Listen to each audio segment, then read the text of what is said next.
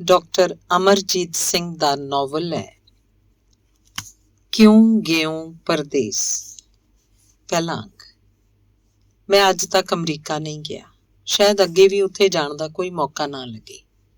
ਨਾ ਕੋਈ ਮੇਰਾ ਉੱਥੇ ਰਿਸ਼ਤੇਦਾਰ ਰਹਿੰਦਾ ਹੈ ਜਿਹੜਾ ਮੈਨੂੰ ਬੁਲਾ ਸਕੇ, ਤੇ ਨਾ ਹੀ ਕੋਈ ਅਜਿਹਾ ਦੋਸਤ ਉੱਥੇ ਰਹਿੰਦਾ ਹੈ ਜਿਹੜਾ ਮੇਰੇ ਉੱਥੇ ਜਾ ਕੇ ਰਹਿਣ ਦੇ ਖਰਚੇ ਨੂੰ ਝੱਲ ਸਕੇ।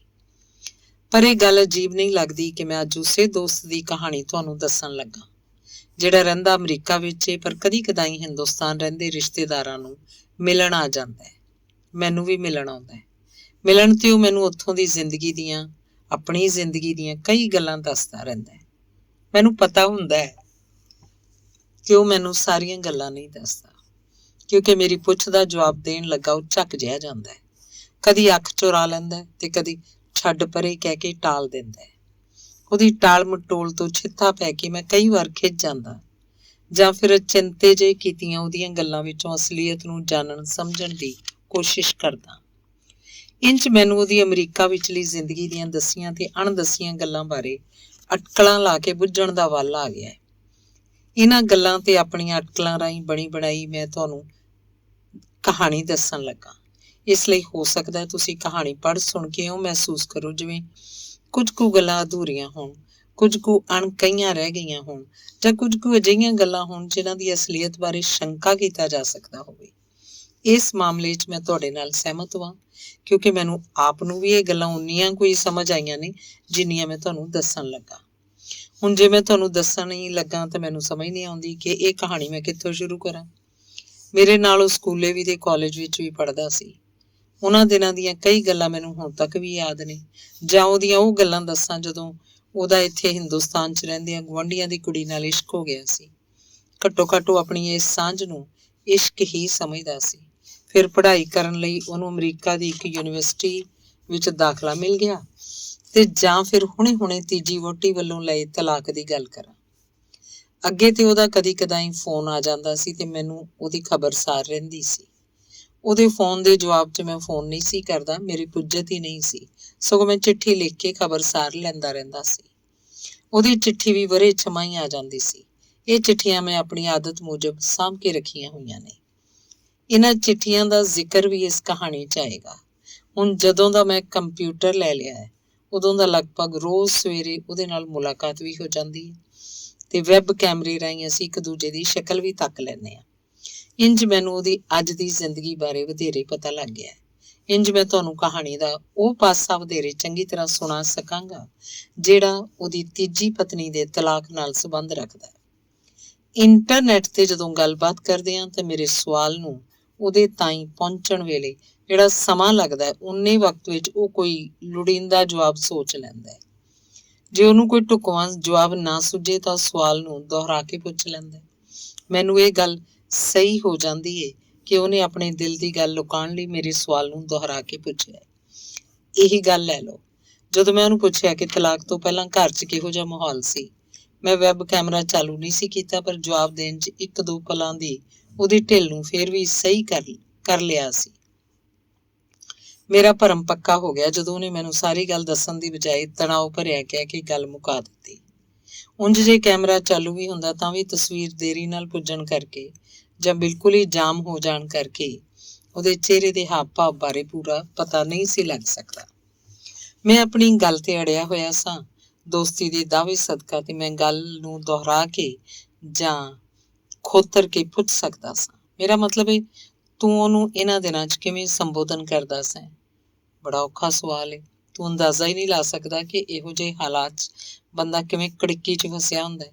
ਤਾਂ ਵੀ ਬਈ ਕੀ ਫਾਇਦਾ ਇਹਨਾਂ ਗੱਲਾਂ ਨੂੰ ਪੁੱਛਣ ਦਾ? ਪਰੇਸ਼ਾਨੀ ਤੇ ਹੈ ਹੀ ਸੀ। ਤੇਰੀ ਪਰੇਸ਼ਾਨੀ ਮੈਂ ਸਮਝ ਸਕਦਾ। ਮੈਂ ਤੇ ਉਂਝ ਹੀ ਪੁੱਛਿਆ ਸੀ ਕਿ ਇੱਕੋ ਛੱਤ ਹੇਠ ਰਹਿੰਦਿਆਂ ਤਲਾਕ ਦਾ ਮੁਕੱਦਮਾ ਚੱਲਦਿਆਂ ਬੰਦਾ ਕੀ ਸੋਚਦਾ ਹੈ।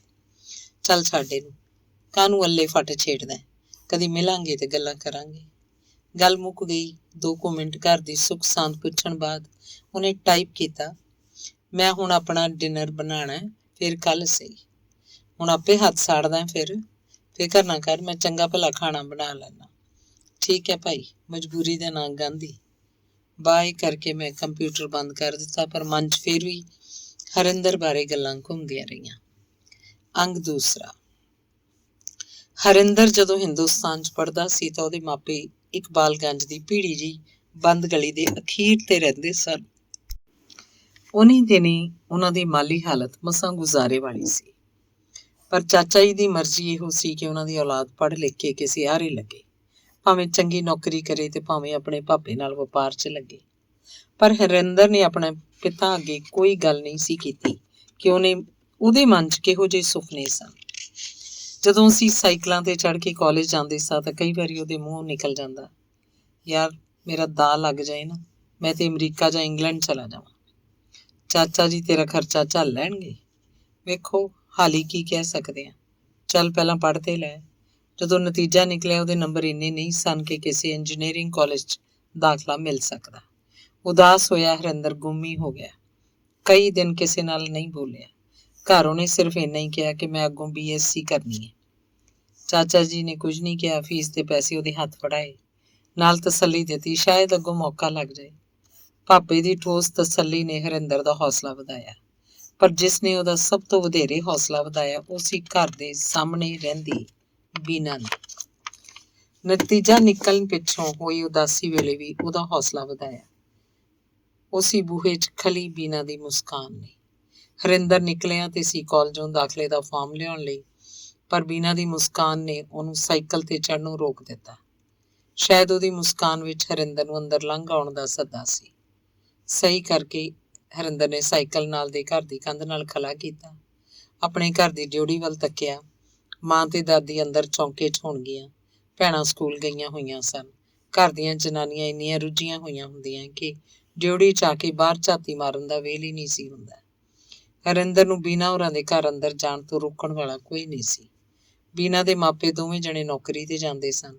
ਬੀਨਾ ਪਤਾ ਨਹੀਂ ਕਾਲਜ ਕਿਉਂ ਨਹੀਂ ਸੀ ਗਈ। ਹਰਿੰਦਰ ਨੇ ਮੈਨੂੰ ਤੇ ਇਸ਼ਾਰੇ ਮਾਤਰ ਹੀ ਇਹ ਗੱਲਾਂ ਦੱਸੀਆਂ ਸਨ, ਬਾਕੀ ਤੇ ਮੈਂ ਆਪਣੇ ਹੀ ਮਨੋਂ ਸੋਚ ਲਈਆਂ। ਉਹਨੇ ਤੇ ਸਿਰਫ ਮੁਸਕਾਨ ਦੀ ਗੱਲ ਕੀਤੀ ਸੀ ਤੇ ਅੱਖ ਨਾਲ ਅੰਦਰ ਆ ਜਾਣ ਦੇ ਸੱਦੇ ਦੀ। ਘਰ ਦੇ ਅੰਦਰ ਤੇ ਬਾਹਰ ਦੇ ਆਲੇ ਦੁਆਲੇ ਦਾ ਮੈਨੂੰ ਪਤਾ ਹੀ ਸੀ, ਬਾਕੀ ਖੱਪੇ ਮੈਂ ਆਪ ਭਰ ਲਏ। ਅੱਗੋਂ ਵੀ ਮੈਂ ਕਹਾਣੀ ਸੁਣਾਉਣ ਲੱਗਾ ਇੰਝ ਹੀ ਕਰਦਾ ਰਹਾਂਗਾ। ਕੀ ਗੱਲਾਂ ਹੋਈਆਂ ਬੀਨਾ ਨਾਲ? ਮੈਂ ਹਰਿੰਦਰ ਦੀ ਗੱਲ ਸੁਣ ਕੇ ਪੁੱਛ ਲਿਆ ਸੀ। ਕੁਝ ਨਹੀਂ, ਪਰ ਉਹਦੇ ਕੋਲ ਆਲੂ ਲੈਣ ਗਿਆ ਸੀ। ਛੱਡ ਓਏ, ਤੂੰ ਨਹੀਂ ਇਹ ਗੱਲ ਸਮਝ ਸਕਦਾ। ਕਿਉਂ? ਤੂੰ ਮੈਨੂੰ ਉੱਲੂ ਹੀ ਸਮਝ ਛੱਡਿਆ? ਤੂੰ ਆਪਣੇ ਬਾਰੇ ਬਾਹਲਾ ਜਾਣਦਾ। ਤੇਰੀ ਉਸ ਵੇਲੇ ਤੇ ਨਹੀਂ, ਪਰ 2 ਦਿਨਾਂ ਪਿੱਛੋਂ ਜਦੋਂ BSc ਵਿੱਚ ਦਾਖਲ ਹੋ ਗਿਆ ਤਾਂ ਆਪੇ ਹੀ ਬਕ ਪਿਆ ਕਿ ਬੀਨਾ ਨਾਲ ਕਿਹੜੀਆਂ ਗੱਲਾਂ ਹੋਈਆਂ। ਇਸ ਵਾਰ ਮੈਂ ਦੁਹਰਾ ਕੇ ਨਹੀਂ ਪੁੱਛਿਆ। ਉਹਨੇ ਸੁੰਗੜ ਜਾਣਾ ਸੀ ਤੇ ਗੱਲਾਂ ਵਿੱਚੇ ਛੱਡ ਦੇਣੀਆਂ ਸੀ। ਆਪੇ ਦੱਸਦਾ ਰਹੇ ਤਾਂ ਈਚੀ ਬੀਚੀ ਦੱਸੇ, ਪਰ ਜੇ ਖੋਤਰ ਕੇ ਪੁੱਛੋ ਤਾਂ ਟਾਲ ਮਟੋਲ। ਮੈਂ ਸੁਣਦਾ ਰਿਹਾ। ਮੈਂ ਦਲੀਚਾਂ ਟੱਪੀਆਂ। ਬੀਨਾ ਨੇ ਗਲੀ 'ਚ ਝਾਤੀ ਮਾਰੀ, ਗਲੀ ਵਾਲਾ ਬੂਹਾ ਢੋ ਦਿੱਤਾ, ਮੈਨੂੰ ਜੱਫੀ ਪਾਈ, ਲੰਮੀ ਗਲਵੱਕੜੀ। ਕਹਿਣ ਲੱਗੀ, ਉਦਾਸ ਤੇ ਨਹੀਂ? ਨਹੀਂ ਉਦਾਸ ਨਹੀਂ, ਨਿਰਾਸ਼ ਜ਼ਰੂਰ ਹੋਇਆ। ਅਗਲੀ ਵਾਰੀ ਸਹੀ, ਹੁਣ ਤੇ 2 ਸਾਲ ਹੋਰ ਲੱਗ ਜਾਣੇ ਨੇ। ਕੋਈ ਫਿਕਰ ਨਹੀਂ, ਮੰਮੀ ਕਹਿੰਦੇ ਸੀ ਸਿਆਣਾ ਤੇ ਬੜਾ ਹੈ, ਪਤਾ ਨਹੀਂ ਕਿਉਂ ਰਹਿ ਗਿਆ। ਇਸੇ ਸਿਆਣਪ ਦਾ ਤੇ ਖੱਟਿਆ ਖਾਂਦੇ ਆ। ਉਹ ਕਿਵੇਂ? ਵੇਖ ਲੈ, ਜੇ ਤੇਰੀ ਮੰਮੀ ਤੇ ਮੇਰਾ ਚੰਗਾ ਅਸਰ ਨਾ ਹੋਵੇ ਤਾਂ ਮੈਨੂੰ ਤੇਰੇ ਨਾਲ ਗੱਲ ਕਰਨ ਦੇਣ, ਚੌਂਕੇ 'ਚ ਬਿਠਾ ਕੇ ਨਾਸ਼ਤਾ ਨਾ ਕਰਾਉਣ, ਪੜ੍ਹਾਈ ਲਈ ਹੱਲਾਸ਼ੇਰੀ ਨਾ ਦੇਣ। ਬੜਾ ਚਲਾਕ ਏ ਤੂੰ। ਕਾਹਦੇ ਚਲਾਕ ਆ? ਹੋਰ ਮੇਰੇ ਤੇ ਕਬਜ਼ਾ ਕਰ ਲਿਆ। ਮੈਂ ਉਹਨੂੰ ਘੁੱਟ ਕੇ ਜੱਫੀ ਪਾਈ ਤੇ ਮੈਂ ਚੱਲਣਾ ਕਹਿ ਕੇ ਬਾਹਰ ਨਿਕਲ ਆਇਆ। ਗਲੀ 'ਚ ਕੋਈ ਨਹੀਂ ਸੀ, ਸ਼ੁਕਰ ਕੀਤਾ। ਹੁਣ ਮੇਰੀ ਵਾਰੀ ਸੀ ਗੱਲਾਂ ਪੁੱਛਣ ਦੀ। ਤੈਨੂੰ ਡਰ ਨਾ ਲੱਗਾ? ਲੱਗਾ, ਪਰ ਤੈਨੂੰ ਪਤਾ ਇਹਨਾਂ ਵੇਲਿਆਂ ਤੇ ਵਿਛੜਨ ਨੂੰ ਜੀਅ ਨਹੀਂ ਕਰਦਾ। ਫਿਰ ਜਦੋਂ ਗਲੀ 'ਚ ਆ ਗਿਆ ਸਾਰਾ ਡਰ ਲੈ ਗਿਆ। ਹਰਿੰਦਰ ਨੇ ਬੜੇ ਸਹਿਜ ਭਾਅ ਜਵਾਬ ਦਿੱਤਾ। ਫਿਰ ਹੁਣ ਕਦੋਂ ਮਿਲਣਾ ਈ ਉਹਨੂੰ? ਮੈਂ ਪੁੱਛਿਆ। ਕੱਲ ਐਤਵਾਰ ਏ, ਨਾਸ਼ਤਾ ਤੇ ਮੇਰਾ ਉੱਧਰ ਪੱਕਾ ਹੈ। ਮੌਜਾਂ ਨੇ ਤੇਰੀਆਂ ਬੱਚੂ। ਦਰਸ਼ਨ ਦੇ ਦਰਸ਼ਨ ਤੇ ਪਰੌਂਠੀਆਂ ਵਾਧੂ, ਉਹ ਵੀ ਬੀਨਾ ਦੀ ਮਾਂ ਦੇ ਹੱਥਾਂ ਦੀਆਂ ਬਣੀਆਂ ਹੋਈਆਂ। ਇਹ ਸਾਰੀਆਂ ਗੱਲਾਂ ਉਹਨੇ ਹੌਲੀ ਹੌਲੀ ਦੱਸੀਆਂ। ਗੱਲਾਂ ਉਹਦੀਆਂ ਮੈਨੂੰ ਸਮਝ ਤੇ ਆਉਂਦੀਆਂ ਸਨ, ਪਰ ਇਹ ਨਹੀਂ ਸੀ ਪਤਾ ਲੱਗਦਾ ਕਿ ਇਹਦਾ ਨਤੀਜਾ ਕੀ ਹੋਏਗਾ। ਹਾਲੇ ਉਹਦੀ ਪੜ੍ਹਾਈ ਪੂਰੀ ਨਹੀਂ ਸੀ ਹੋਈ। ਕਿਸੇ ਆਰੇ ਕਦੋਂ ਲੱਗੇਗਾ, ਅਮਰੀਕਾ ਜਾਂ ਇੰਗਲੈਂਡ ਜਾਣ ਦਾ ਖਬਤ। ਜੇ ਇਹਨੂੰ ਉੱਧਰ ਕਿਧਰੇ ਦਾਖਲਾ ਮਿਲ ਗਿਆ ਤਾਂ ਇਹਦੇ ਇਸ ਇਸ਼ਕ ਦਾ ਕੀ ਬਣੇਗਾ? ਕਿਧਰੇ ਐਵੇਂ ਦਿਲ ਲੱਗੀ ਤੇ ਨਹੀਂ, ਜਿਵੇਂ ਅੱਜ ਕੱਲ੍ਹ ਦੇ ਮੁੰਡਿਆਂ ਦਾ ਵਿਹਾਰ ਬਣੀ ਜਾਂਦਾ ਸੀ। ਭਾਵੇਂ ਬੀਨਾ ਤੇ ਹਰਿੰਦਰ ਇਕੱਲ 'ਚ ਵੀ ਮਿਲੇ ਸਨ ਤਾਂ ਵੀ ਅੱਗੇ ਨਹੀਂ ਸੀ ਵਧੇ। ਉਹਦੇ ਇਸ ਮੇਲ ਜੋਲ ਦੀਆਂ ਇੰਨੀਆਂ ਕੁ ਗੱਲਾਂ ਦਾ ਹੀ ਮੈਨੂੰ ਪਤਾ ਸੀ। ਸੋਚਦਾ ਇਹੋ ਸਾਂ, ਮੈਂ ਕੀ ਲੈਣਾ, ਸਾਨੂੰ ਤੇ ਯਾਰ ਦੀ ਯਾਰੀ ਨਾਲ ਏ। ਤੇ ਫਿਰ ਇੱਕ ਦਿਨ ਦੱਸਣ ਲੱਗਾ, ਮੈਨੂੰ ਅਮਰੀਕਾ ਦੀ ਮਿਸਿਸਿਪੀ ਯੂਨੀਵਰਸਿਟੀ ਵਿੱਚ ਇੰਜੀਨੀਅਰਿੰਗ ਦਾ ਦਾਖਲਾ ਮਿਲ ਗਿਆ। ਵਧਾਈਆਂ। ਹਾਲੇ ਭਾਪੇ ਨੂੰ ਨਹੀਂ ਦੱਸਿਆ। ਕਿਉਂ? ਕਹਿੰਦੇ ਨੇ ਇਹ ਯੂਨੀਵਰਸਿਟੀ ਸੈਕਿੰਡ ਰੇਟ ਗਿਣੀ ਜਾਂਦੀ ਹੈ। ਸੋਚਦਾ ਦਾਖਲਾ ਲਵਾਂ ਕਿ ਨਾ, ਐਵੇਂ ਮੌਕਾ ਨਾ ਗਵਾ ਲਈ। ਕਿਸੇ ਹੋਰ ਯੂਨੀਵਰਸਿਟੀ ਦਾ ਕੀ ਪਤਾ, ਤੇਰੇ ਨੰਬਰ ਵੀ ਤਾਂ ਥੋੜ੍ਹੇ ਨੇ। ਗੱਲ ਤੇਰੀ ਠੀਕ ਹੈ, ਬਾਕੀ ਸੋਚ ਲੈਂਦੇ ਹਾਂ। ਸੋਚਦਾ ਹੀ ਨਾ ਰਹਿ ਜਾਈਂ। ਫਿਕਰ ਤੇ ਹਰਿੰਦਰ ਨੂੰ ਕਰਨੀ ਚਾਹੀਦੀ ਸੀ, ਪਰ ਸੋਚਾਂ ਮੈਨੂੰ ਪੈ ਗਈਆਂ। ਅਮਰੀਕਾ ਦਾ ਖਰਚਾ ਕਰ ਲੈਣਗੇ ਚਾਚਾ ਜੀ। ਗੁਜ਼ਾਰੇ ਜੋਗਾ ਹੀ ਵਪਾਰ ਸੀ, ਲੋਹਾ ਕੰਟਰੋਲ ਅਧੀਨ ਸੀ। ਕੋਟਾ ਮਿਲੇ ਤਾਂ ਪੈਸੇ ਬਚ ਜਾਂਦੇ, ਨਹੀਂ ਤਾਂ ਤੰਗੀ ਤੁਰਸ਼ੀ। ਫਿਰ ਸੋਚਿਆ, ਮੈਂ ਕੀ ਕਰ ਸਕਦਾ। ਅੰਗ ਤੀਸਰਾ। ਹਰਿੰਦਰ ਆਪਣੇ ਘਰ ਦੀ ਤੰਗੀ ਤੁਰਸ਼ੀ ਬਾਰੇ ਕੀ ਸੋਚਦਾ ਸੀ, ਸੋਚਦਾ ਵੀ ਸੀ ਜਾਂ ਨਹੀਂ, ਇਹਦੇ ਬਾਰੇ ਤੇ ਮੈਨੂੰ ਭੋਰਾ ਭੋਰਾ ਕਰਕੇ ਹੀ ਪਤਾ ਲੱਗਣਾ ਸੀ। ਕਦੀ ਕਹਿੰਦਾ ਬੜੀ ਤੰਗੀ ਹੋਏਗੀ ਭਾਪੇ ਨੂੰ, ਕਦੀ ਆਪੇ ਕਰਨਗੇ ਕਿਸੇ ਤਰ੍ਹਾਂ। ਜੇ ਤੇ ਸਕ੍ਰੈਪ ਦੀ ਗੱਡੀ ਆ ਗਈ ਤਾਂ ਤੇ ਕੋਈ ਤੰਗੀ ਨਹੀਂ ਹੋਣੀ, ਪਰ ਸਾਰਾ ਤੇਰੇ ਲਈ ਥੋੜ੍ਹਾ ਖਰਚ ਕਰ ਦੇਣਗੇ। ਤੂੰ ਵੇਖੀ ਜਾ ਕਿਹੜਾ ਚੱਕਰ ਚਲਾਉਣੇ ਆ।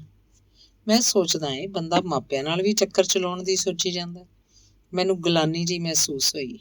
ਮੈਂ ਸੋਚਿਆ ਆਪਣੇ ਨਾਲੋਂ ਕਿੰਨਾ ਅੱਗੇ ਵੇ, ਆਪਣੇ ਮਤਲਬ ਲਈ ਘਰਦਿਆਂ ਨਾਲ ਵੀ ਚਤਰਾਈ ਵਰਤਣ ਦੀ ਸੋਚ ਸਕਦਾ। ਅਸੀਂ ਤੇ ਘਰਦਿਆਂ ਨਾਲ ਇੰਜ ਕਰਨ ਦੀ ਸੋਚ ਵੀ ਨਹੀਂ ਸਕਦੇ। ਕਿੰਨੀ ਬਦਲ ਗਈ ਇਹ ਦੁਨੀਆ। ਕਿਧਰੇ ਬੀਨਾ ਨਾਲ ਵੀ ਤੇ ਨਹੀਂ ਚਤਰਾਈ ਪਿਆ ਵਰਤਦਾ। ਅਮਰੀਕਾ ਜਾ ਕੇ ਤੇ ਇਹਨੇ ਬੀਨਾ ਨੂੰ ਵੀ ਭੁਲਾ ਦੇਣਾ। ਕਿਸੇ ਦੇ ਦਿਲ ਦਾ ਕੀ ਪਤਾ ਲੱਗਦਾ। ਵੈਸੇ ਤੇ ਆਪਣੇ ਦਿਲ ਦਾ ਵੀ ਕੀ ਪਤਾ ਲੱਗਦਾ, ਇਹ ਵੀ ਨਹੀਂ ਨਾ ਕਹਿ ਸਕਦੀ। ਮੈਨੂੰ ਕੀ, ਇਹਨੇ ਅਮਰੀਕਾ ਜਾ ਕੇ ਬੀਨਾ ਨੂੰ ਹੀ ਨਹੀਂ ਸਾਨੂੰ ਵੀ ਭੁਲਾ ਦੇਣਾ, ਤੇ ਆਪਣੇ ਭੈਣ ਭਰਾਵਾਂ ਤੇ ਮਾਪਿਆਂ ਨੂੰ ਵੀ। ਪਰ ਮੈਂ ਇਹ ਕਿਉਂ ਸੋਚਦਾ, ਮੈਨੂੰ ਉਹਦੇ ਤਾਈਂ ਗੁੱਸਾ ਕਿਸ ਗੱਲੋਂ ਵੇ। ਸ਼ਾਇਦ ਮੇਰੇ ਮਨ 'ਚ ਵੀ ਦੋਸਤੀ ਦੀ ਇਹ ਤਸਵੀਰ ਹਰਿੰਦਰ ਦੀਆਂ ਗੱਲਾਂ ਸੁਣ ਸੁਣ ਕੇ ਤੇ ਉਹਦਾ ਵਿਹਾਰ ਦੇਖ ਕੇ ਬਣੀ ਹੈ। ਇੱਕ ਦਿਨ ਕਹਿਣ ਲੱਗਾ, ਮੈਂ ਮੈਡੀਕਲ ਚੈੱਕਅਪ ਕਰਾਇਆ, ਸ਼ਾਇਦ ਮੈਨੂੰ ਟੀਬੀ ਦੀ ਕਸਰ ਹੈਗੀ। ਅਚੰਭਤ ਹੋਇਆ, ਮੈਂ ਘਬਰਾ ਗਿਆ ਤੇ ਉਹਦਾ ਮੋਢਾ ਫੜ ਕੇ ਪੁੱਛਣ ਲੱਗਾ, ਇਹ ਕਿਵੇਂ ਹੋ ਗਿਆ? ਪਤਾ ਨਹੀਂ, ਬੀਨਾ ਦੀ ਮੰਮੀ ਨੇ ਕੀ ਸ਼ਾਇਦ ਬੀਨਾ ਕੋਲੋਂ ਲੱਗੀ ਵੇ। ਉਹਨੂੰ ਇਹ ਬਿਮਾਰੀ ਹੈ ਵੇ।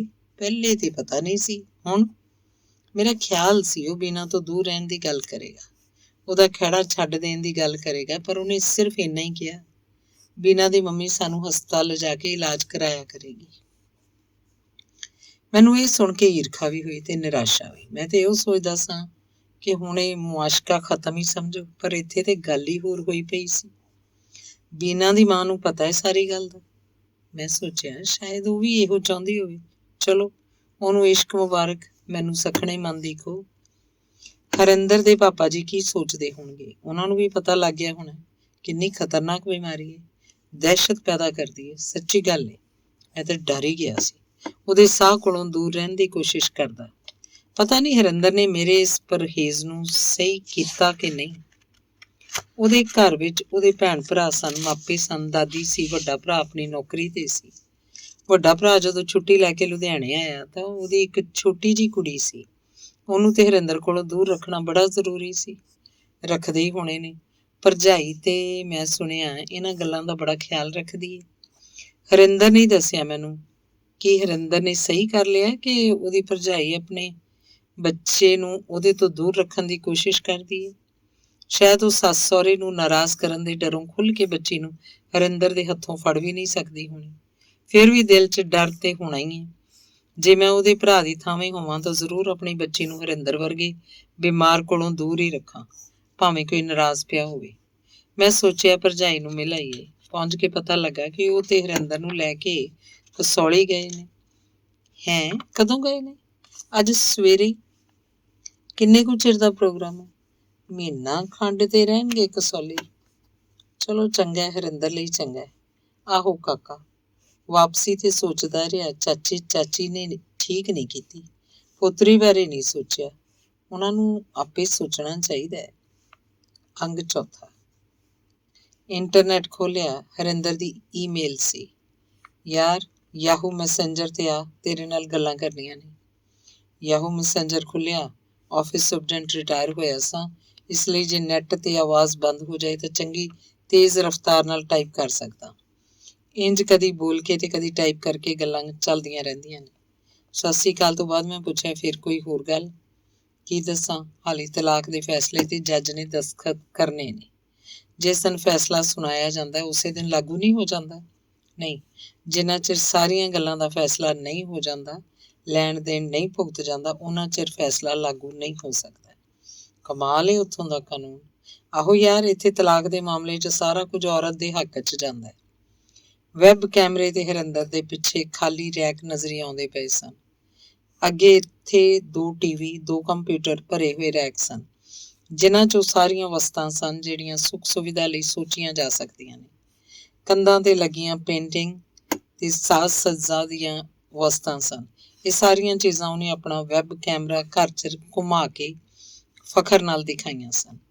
ਮੈਂ ਇਹ ਸਾਰੀਆਂ ਵਸਤਾਂ ਨਾ ਦੇਖ ਕੇ ਹੌਕਾ ਜਿਹਾ ਲਿਆ ਸੀ। ਮੈਂ ਤੇ ਆਪਣੀ ਨੌਕਰੀ ਦੌਰਾਨ ਜੋ ਕੁਝ ਬਣਾਇਆ ਸੀ ਉਹ ਸਾਰਾ ਰਿਸ਼ਵਤ ਦੇ ਪੈਸੇ ਨਾਲ ਬਣਾਇਆ ਸੀ। ਇੱਕ ਛੋਟਾ ਜਿਹਾ ਘਰ ਵੀ ਇਸੇ ਲਈ ਬਣ ਸਕਿਆ ਜੇ ਪਤਨੀ ਨੇ ਸਾਰੀ ਉਮਰ ਨੌਕਰੀ ਕੀਤੀ ਤੇ ਸਰਕਾਰ ਕੋਲੋਂ ਕਰਜ਼ਾ ਮਿਲ ਗਿਆ। ਪਰ ਹਰਿੰਦਰ ਦੇ ਘਰ ਦੀਆਂ ਚੀਜ਼ਾਂ ਨੂੰ ਵੇਖ ਕੇ ਈਰਖਾ ਜਾਗਦੀ ਸੀ। ਹੁਣ ਉਹਨਾਂ ਚੀਜ਼ਾਂ ਵਿੱਚੋਂ ਬਾਹਲੀਆਂ ਚੀਜ਼ਾਂ ਜਾਣ ਵਾਲੀ ਲੈ ਗਈ ਸੀ। ਕਾਨੂੰਨ ਨੂੰ ਘਰ ਦੀਆਂ ਅੱਧੀਆਂ ਵਸਤਾਂ ਲਿਜਾ ਸਕਦੀ ਸੀ, ਲੈ ਗਈ। ਹੁਣ ਘਰ ਦੀਆਂ ਕੰਧਾਂ ਤੇ ਰੈਕ ਅੱਧ-ਪਚੱਧੇ ਖਾਲੀ ਲੱਗਦੇ ਸਨ। ਤੂੰ ਤੇ ਲੁੱਟਿਆ ਗਿਆ ਫਿਰ, ਮੈਂ ਟਾਈਪ ਕੀਤਾ। ਹਾਂ ਯਾਰ, ਹੁੰਜਾ ਫੇਰ ਗਈ ਹੈ। ਇੱਥੇ ਹਿੰਦੁਸਤਾਨ ਵਿੱਚ ਤੇ ਉਹ ਆਪਣਾ ਦਾਜ ਵਾਪਸ ਲੈ ਸਕਦੀ ਹੈ ਜਾਂ ਗੁਜ਼ਾਰਾ ਮੰਗ ਸਕਦੀ ਹੈ। ਭਈ ਉਹ ਹਿੰਦੁਸਤਾਨ ਏ, ਅਮਰੀਕਾ ਬੜੀ ਕੁੱਤੀ ਚੀਜ਼ ਹੈ। ਇੱਥੇ ਔਰਤ ਦੀ ਸੁਣਦੇ ਨੇ, ਮਰਦਾਂ ਦੀ ਨਹੀਂ। ਯਾਰ ਇੱਥੇ ਚੰਗਾ ਹੈ, ਭਾਵੇਂ ਤਲਾਕ ਹੋਵੇ ਤੇ ਭਾਵੇਂ ਬਗਾਨੀਆਂ ਖੁਰਲੀਆਂ 'ਚ ਮੂੰਹ ਮਾਰੀ ਜਾਓ, ਬਾਹਲਾ ਫਰਕ ਨਹੀਂ ਪੈਂਦਾ। ਕਿਉਂ? ਬੰਦਾ ਇੰਨਾ ਖੁਦਗਰਜ਼ ਜਾਂ ਰੁੱਖਾ ਤੇ ਨਹੀਂ ਹੁੰਦਾ ਕਿ ਉਹਦੇ ਤੇ ਅਸਰ ਹੀ ਨਾ ਹੋਵੇ। ਤੇਰੇ ਤੇ ਹੋਇਆ ਸੀ? ਮੈਂ ਜਦੋਂ ਪੁੱਛਿਆ ਤਾਂ ਮੈਨੂੰ ਉਹਦੀਆਂ ਪੁਰਾਣੀਆਂ ਗੱਲਾਂ ਚੇਤੇ ਆਈਆਂ, ਜਦੋਂ ਉਹਨੇ ਪਹਿਲੀ ਹਿੰਦੁਸਤਾਨੀ ਤੇ ਫਿਰ ਦੂਜੀ ਅਮਰੀਕਨ ਪਤਨੀ ਨੂੰ ਤਲਾਕ ਦਿੱਤਾ ਸੀ ਜਾਂ ਤਲਾਕ ਲਿਆ ਸੀ। ਪਰ ਉੱਥੇ ਕੰਪਿਊਟਰ ਤੇ ਬਹਿ ਕੇ ਮੈਂ ਉਹਦੀਆਂ ਪੁਰਾਣੀਆਂ ਦੁਖਦਾਈ ਯਾਦਾਂ ਨੂੰ ਚੇਤੇ ਨਹੀਂ ਸੀ ਕਰਾਉਣਾ ਚਾਹੁੰਦਾ। ਕੀ ਫਾਇਦਾ ਸ਼ਰਮਿੰਦਾ ਕਰਨ ਦਾ? ਜਿੰਨੀਆਂ ਕੁ ਗੱਲਾਂ ਕਰਦਾ ਉਹਦੇ ਤੋਂ ਹੀ ਸੁੰਗੜ ਜਾਏਗਾ। ਮੈਨੂੰ ਨਹੀਂ ਪਤਾ ਕਿ ਉਹਨੇ ਆਪਣੇ ਭਰਾ ਨੂੰ ਇਹ ਗੱਲਾਂ ਦੱਸੀਆਂ ਸਨ ਕਿ ਨਹੀਂ। ਉਹਦਾ ਭਰਾ ਵੀ ਕਈ ਸਾਲ ਪਹਿਲਾਂ ਰਿਟਾਇਰ ਹੋ ਕੇ ਇੱਥੇ ਹੀ ਮਕਾਨ ਬਣਾ ਕੇ ਵਸ ਗਿਆ। ਕਦੀ ਮਿਲ ਜਾਂਦਾ ਤਾਂ ਬੁਢਾਪੇ ਦੀਆਂ ਗੱਲਾਂ ਕਰਦਾ। ਹਰਿੰਦਰ ਦੀ ਗੱਲ ਉਹ ਇਸ ਲਈ ਕਰਦਾ ਕਿਉਂਕਿ ਮੈਂ ਹਰਿੰਦਰ ਦਾ ਜਮਾਤੀ ਯਾਰ ਸਾਂ। ਅਸੀਂ ਉਹਦੇ ਭਰਾ ਨੂੰ ਵੀਰ ਜੀ ਕਹਿੰਦੇ ਹਾਂ। ਕੋਈ ਖਬਰ ਹਰਿੰਦਰ ਦੀ? ਮੈਨੂੰ ਤੇ ਪਤਾ ਕੋਈ ਨਹੀਂ। ਅਸਲ 'ਚ ਬਾਹਲੀ ਲੋੜ ਹੀ ਹੋਵੇ ਤਾਂ ਲਿਖਦਾ, ਵੀਰ ਜੀ ਨੇ ਕਿਹਾ। ਇਹ ਤੇ ਮੈਨੂੰ ਪਤਾ, ਜਦੋਂ ਪੜ੍ਹਨ ਗਿਆ ਉਦੋਂ ਵੀ ਚਾਚਾ ਜੀ ਨੂੰ ਸਾਲ 'ਚ ਮਈ ਚਿੱਠੀ ਲਿਖਦਾ ਸੀ ਤੇ ਜਦੋਂ ਪੈਸਿਆਂ ਦੀ ਲੋੜ ਹੁੰਦੀ ਸੀ। ਫਿਰ ਮੈਨੂੰ ਤੇ ਤੇਰੇ ਨਾਲੋਂ ਵੀ ਘੱਟ ਗੱਲਾਂ ਦਾ ਪਤਾ। ਮੈਨੂੰ ਤੇ ਇਸ ਤਲਾਕ ਦਾ ਵੀ ਤੇਰੇ ਕੋਲੋਂ ਹੀ ਪਤਾ ਲੱਗਾ। ਵੀਰ ਜੀ ਇੰਨੇ ਸਾਲ ਹੋ ਗਏ ਨੇ ਉਹਨੂੰ ਅਮਰੀਕਾ ਗਏ ਨੂੰ, ਸਾਰਿਆਂ ਨੂੰ ਹੀ ਪਤਾ ਉਹਦੇ ਸੁਭਾਅ ਦਾ। ਆਹੋ ਭਾਈ, ਪਾਪੇ ਨੇ ਔਖਾ ਸੌਖਾ ਹੋ ਕੇ ਪੜ੍ਹਾ ਦਿੱਤਾ। ਉਹਨੇ ਕਦੀ ਇੱਕ ਧੇਲਾ ਵੀ ਮੋੜਵਾ ਨਹੀਂ ਭੇਜਿਆ। ਕੋਈ ਘਾਟਾ ਨਹੀਂ ਸੀ ਚਾਚਾ ਜੀ ਨੂੰ, ਮੈਂ ਕਿਹਾ। ਨਹੀਂ ਭਾਈ, ਭਾਵੇਂ ਮਾਪੇ ਜਿੰਨੇ ਮਰਜ਼ੀ ਅਮੀਰ ਹੋਣ, ਮਾਪਿਆਂ ਨੂੰ ਪੁੱਤਰਾਂ ਦੀ ਕਮਾਈ ਦਾ ਚਾਅ ਹੁੰਦਾ ਹੈ। ਮੈਂ ਪਹਿਲੇ 3 ਮਹੀਨਿਆਂ ਦੀ ਨੌਕਰੀ ਤੋਂ ਆਇਆ ਸਾਰੀ ਤਨਖਾਹ ਪਾਪਾ ਜੀ ਦੀ ਤਲੀ ਤੇ ਲਿਆ ਰੱਖੀ ਸੀ।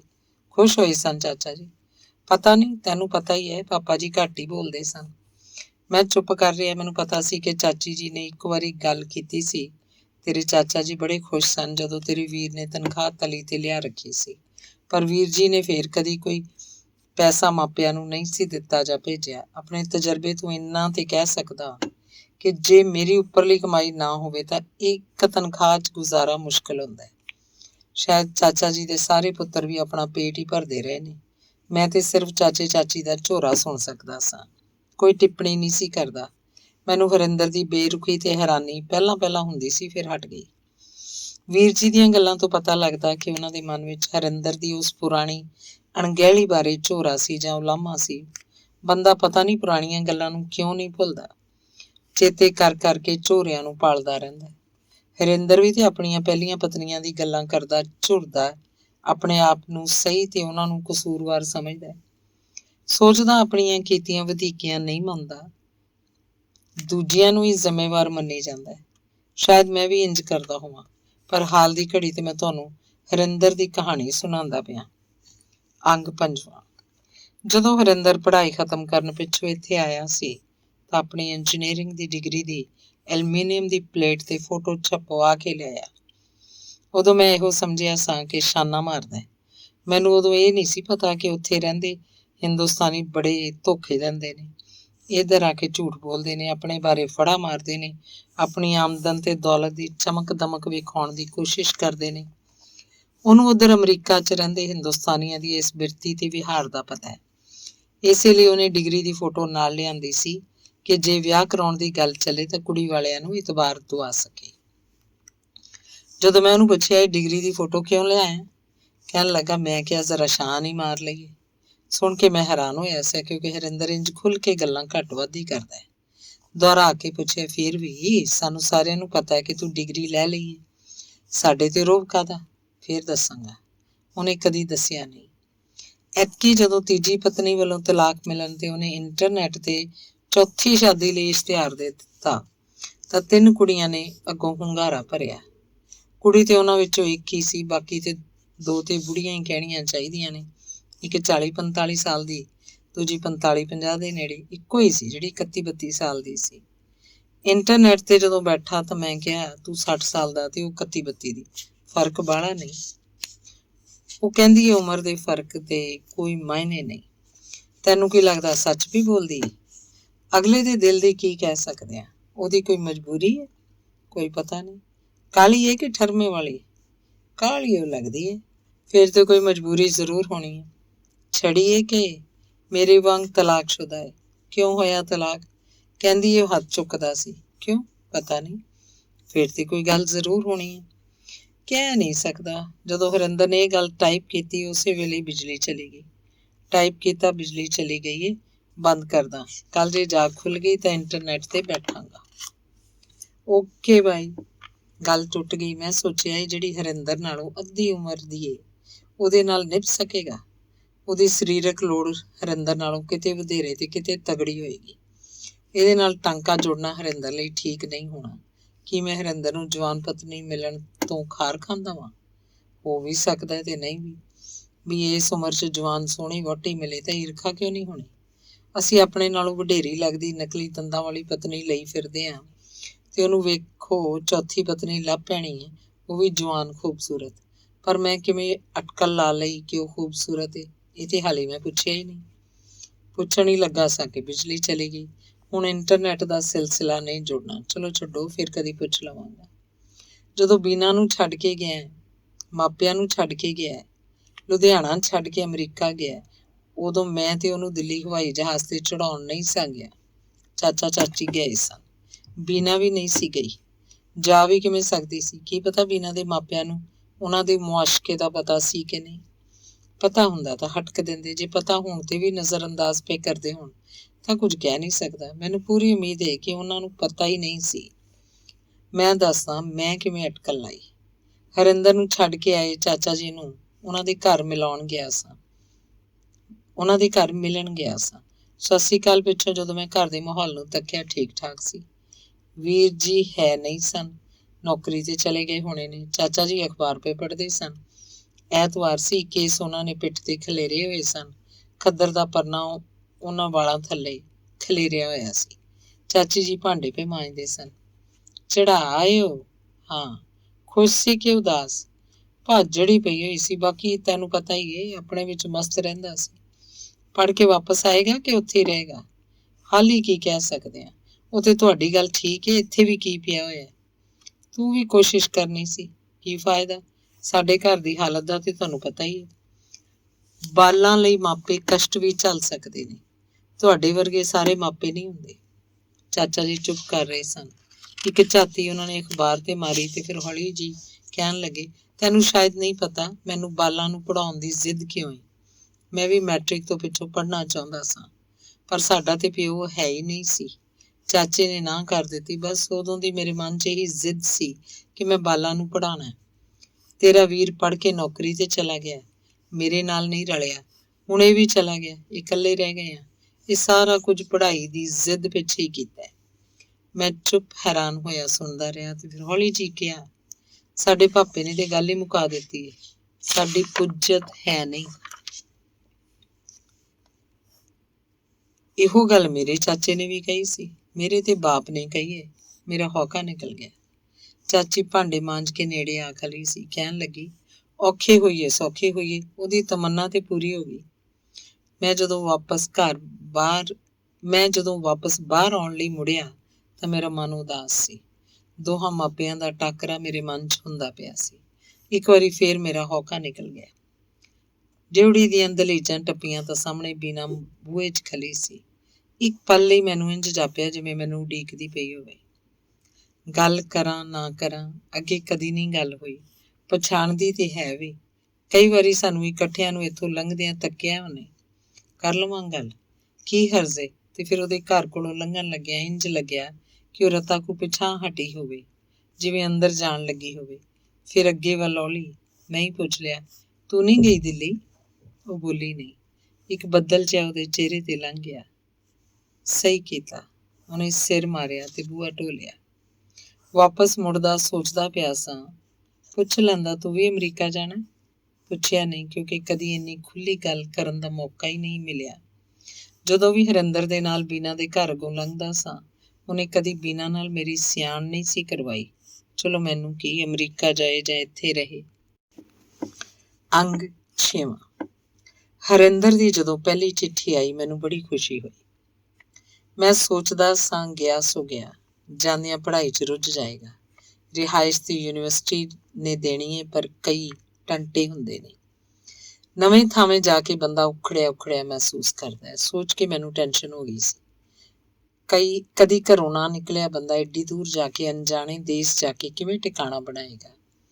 ਉੱਥੋਂ ਦੇ ਰਹਿਣ ਸਹਿਣ 'ਚ ਕਿਵੇਂ ਸਮਾਏਗਾ? ਪਰ ਇਹਨਾਂ ਸਾਰੀਆਂ ਪੁੱਛਾਂ ਦਾ ਜਵਾਬ ਉਹਦੀ ਚਿੱਠੀ ਤੋਂ ਮਿਲ ਗਿਆ। ਤੂੰ ਸੋਚਦਾ ਹੋਏਗਾ ਮੈਂ ਜਹਾਜ਼ 'ਚ ਚੜ੍ਹਨ ਪਿੱਛੋਂ ਆਪਣੇ ਆਪ ਨੂੰ ਇਕੱਲਾ ਮਹਿਸੂਸ ਕੀਤਾ ਕਿ ਨਹੀਂ। ਸੱਚੀ ਦੱਸਾਂ, ਮੇਰੇ ਮਨ 'ਚ ਇੱਕੋ ਵੇਲੇ ਦੋ ਭਾਵ ਸਨ।